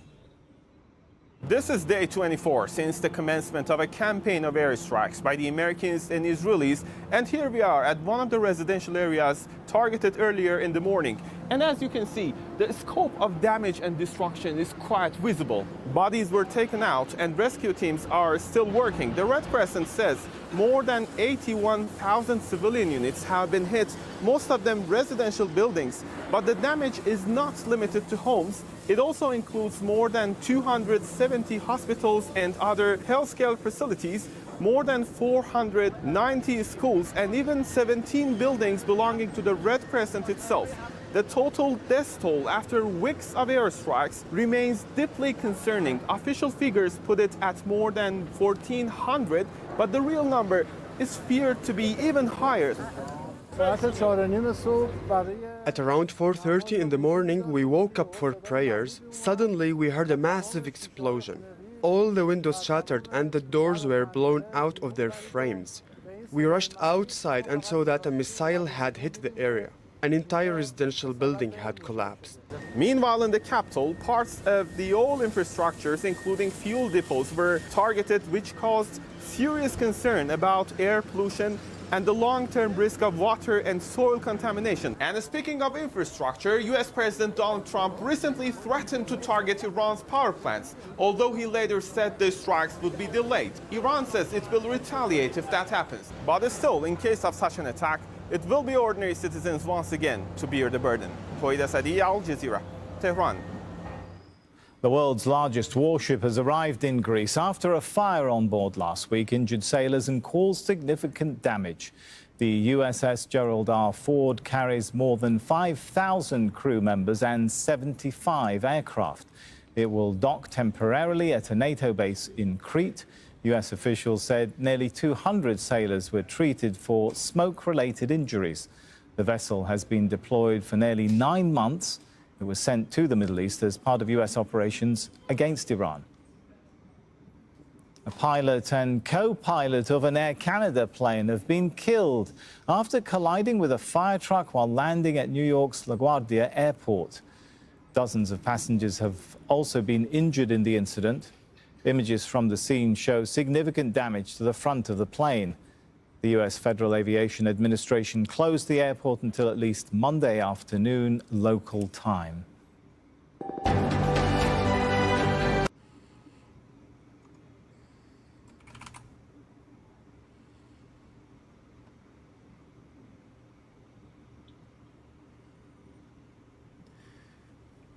I always found it interesting when they started doing their news accent, the way they talk when they're on the news. I find it hilarious. There's like a bunch of TikToks and Instagram and different videos where people are making fun of that kind of stuff using a news accent, like narrating their kids eating macaroni and cheese or something. I am just looking around to see. I don't see anything else going on as far as any war news coming out, any videos, any clips. Obviously, the talks are still in progress. I don't see any incoming missiles or drones or anything going on. So I'm just doing one last sweep of the news, and then I will probably call it. And if it, like I said, if anything else comes up, if anything major pops back up, then I'll jump back on. But I think this stream is pretty much run its course. Let's see.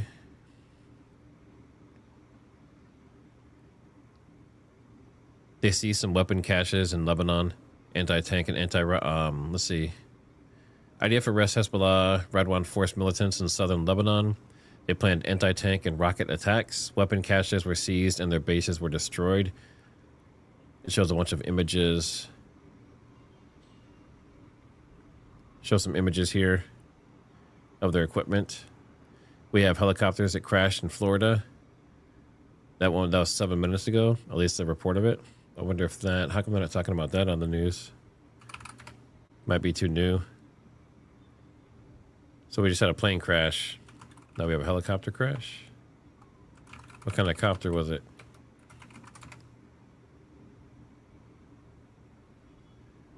Looks like, let's see, Boynton Beach, Florida. Looks like it was like 30 minutes ago.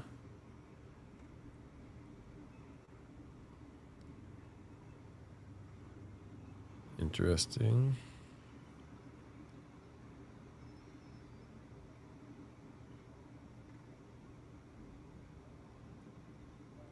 Let's look at this really quick.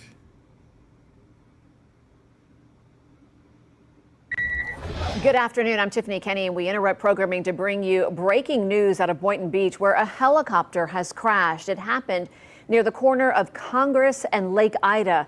Now, it is unclear how many people were on board or the extent of any injuries. Motorists are being told to avoid the area altogether. We do have a crew. They're just minutes from that scene, and as soon as we get more information from them, we will bring you a live report as soon as possible. Now back to your program.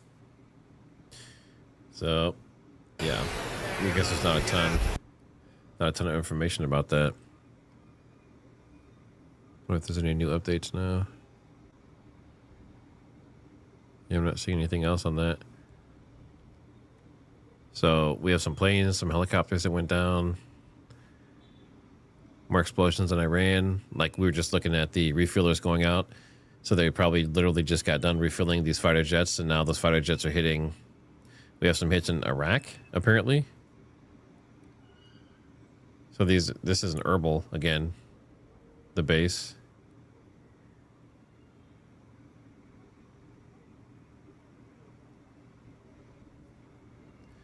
And it looks like, interesting, it looks like Netanyahu is urging Trump to call to jointly kill Supreme Leader Ali Khamenei, which is the other Khamenei's son. That was previous. What? That doesn't make any sense. Oh, it's just giving an update. So less than 48 hours before the U.S. strike, Netanyahu urged him to kill Khamenei. Okay. Okay, that makes sense. But we have our attacks in Iran. It looks like Kuwait's being hit. Iraq and Erbil are being hit. So more strikes on us, more strikes on Iran at the same time.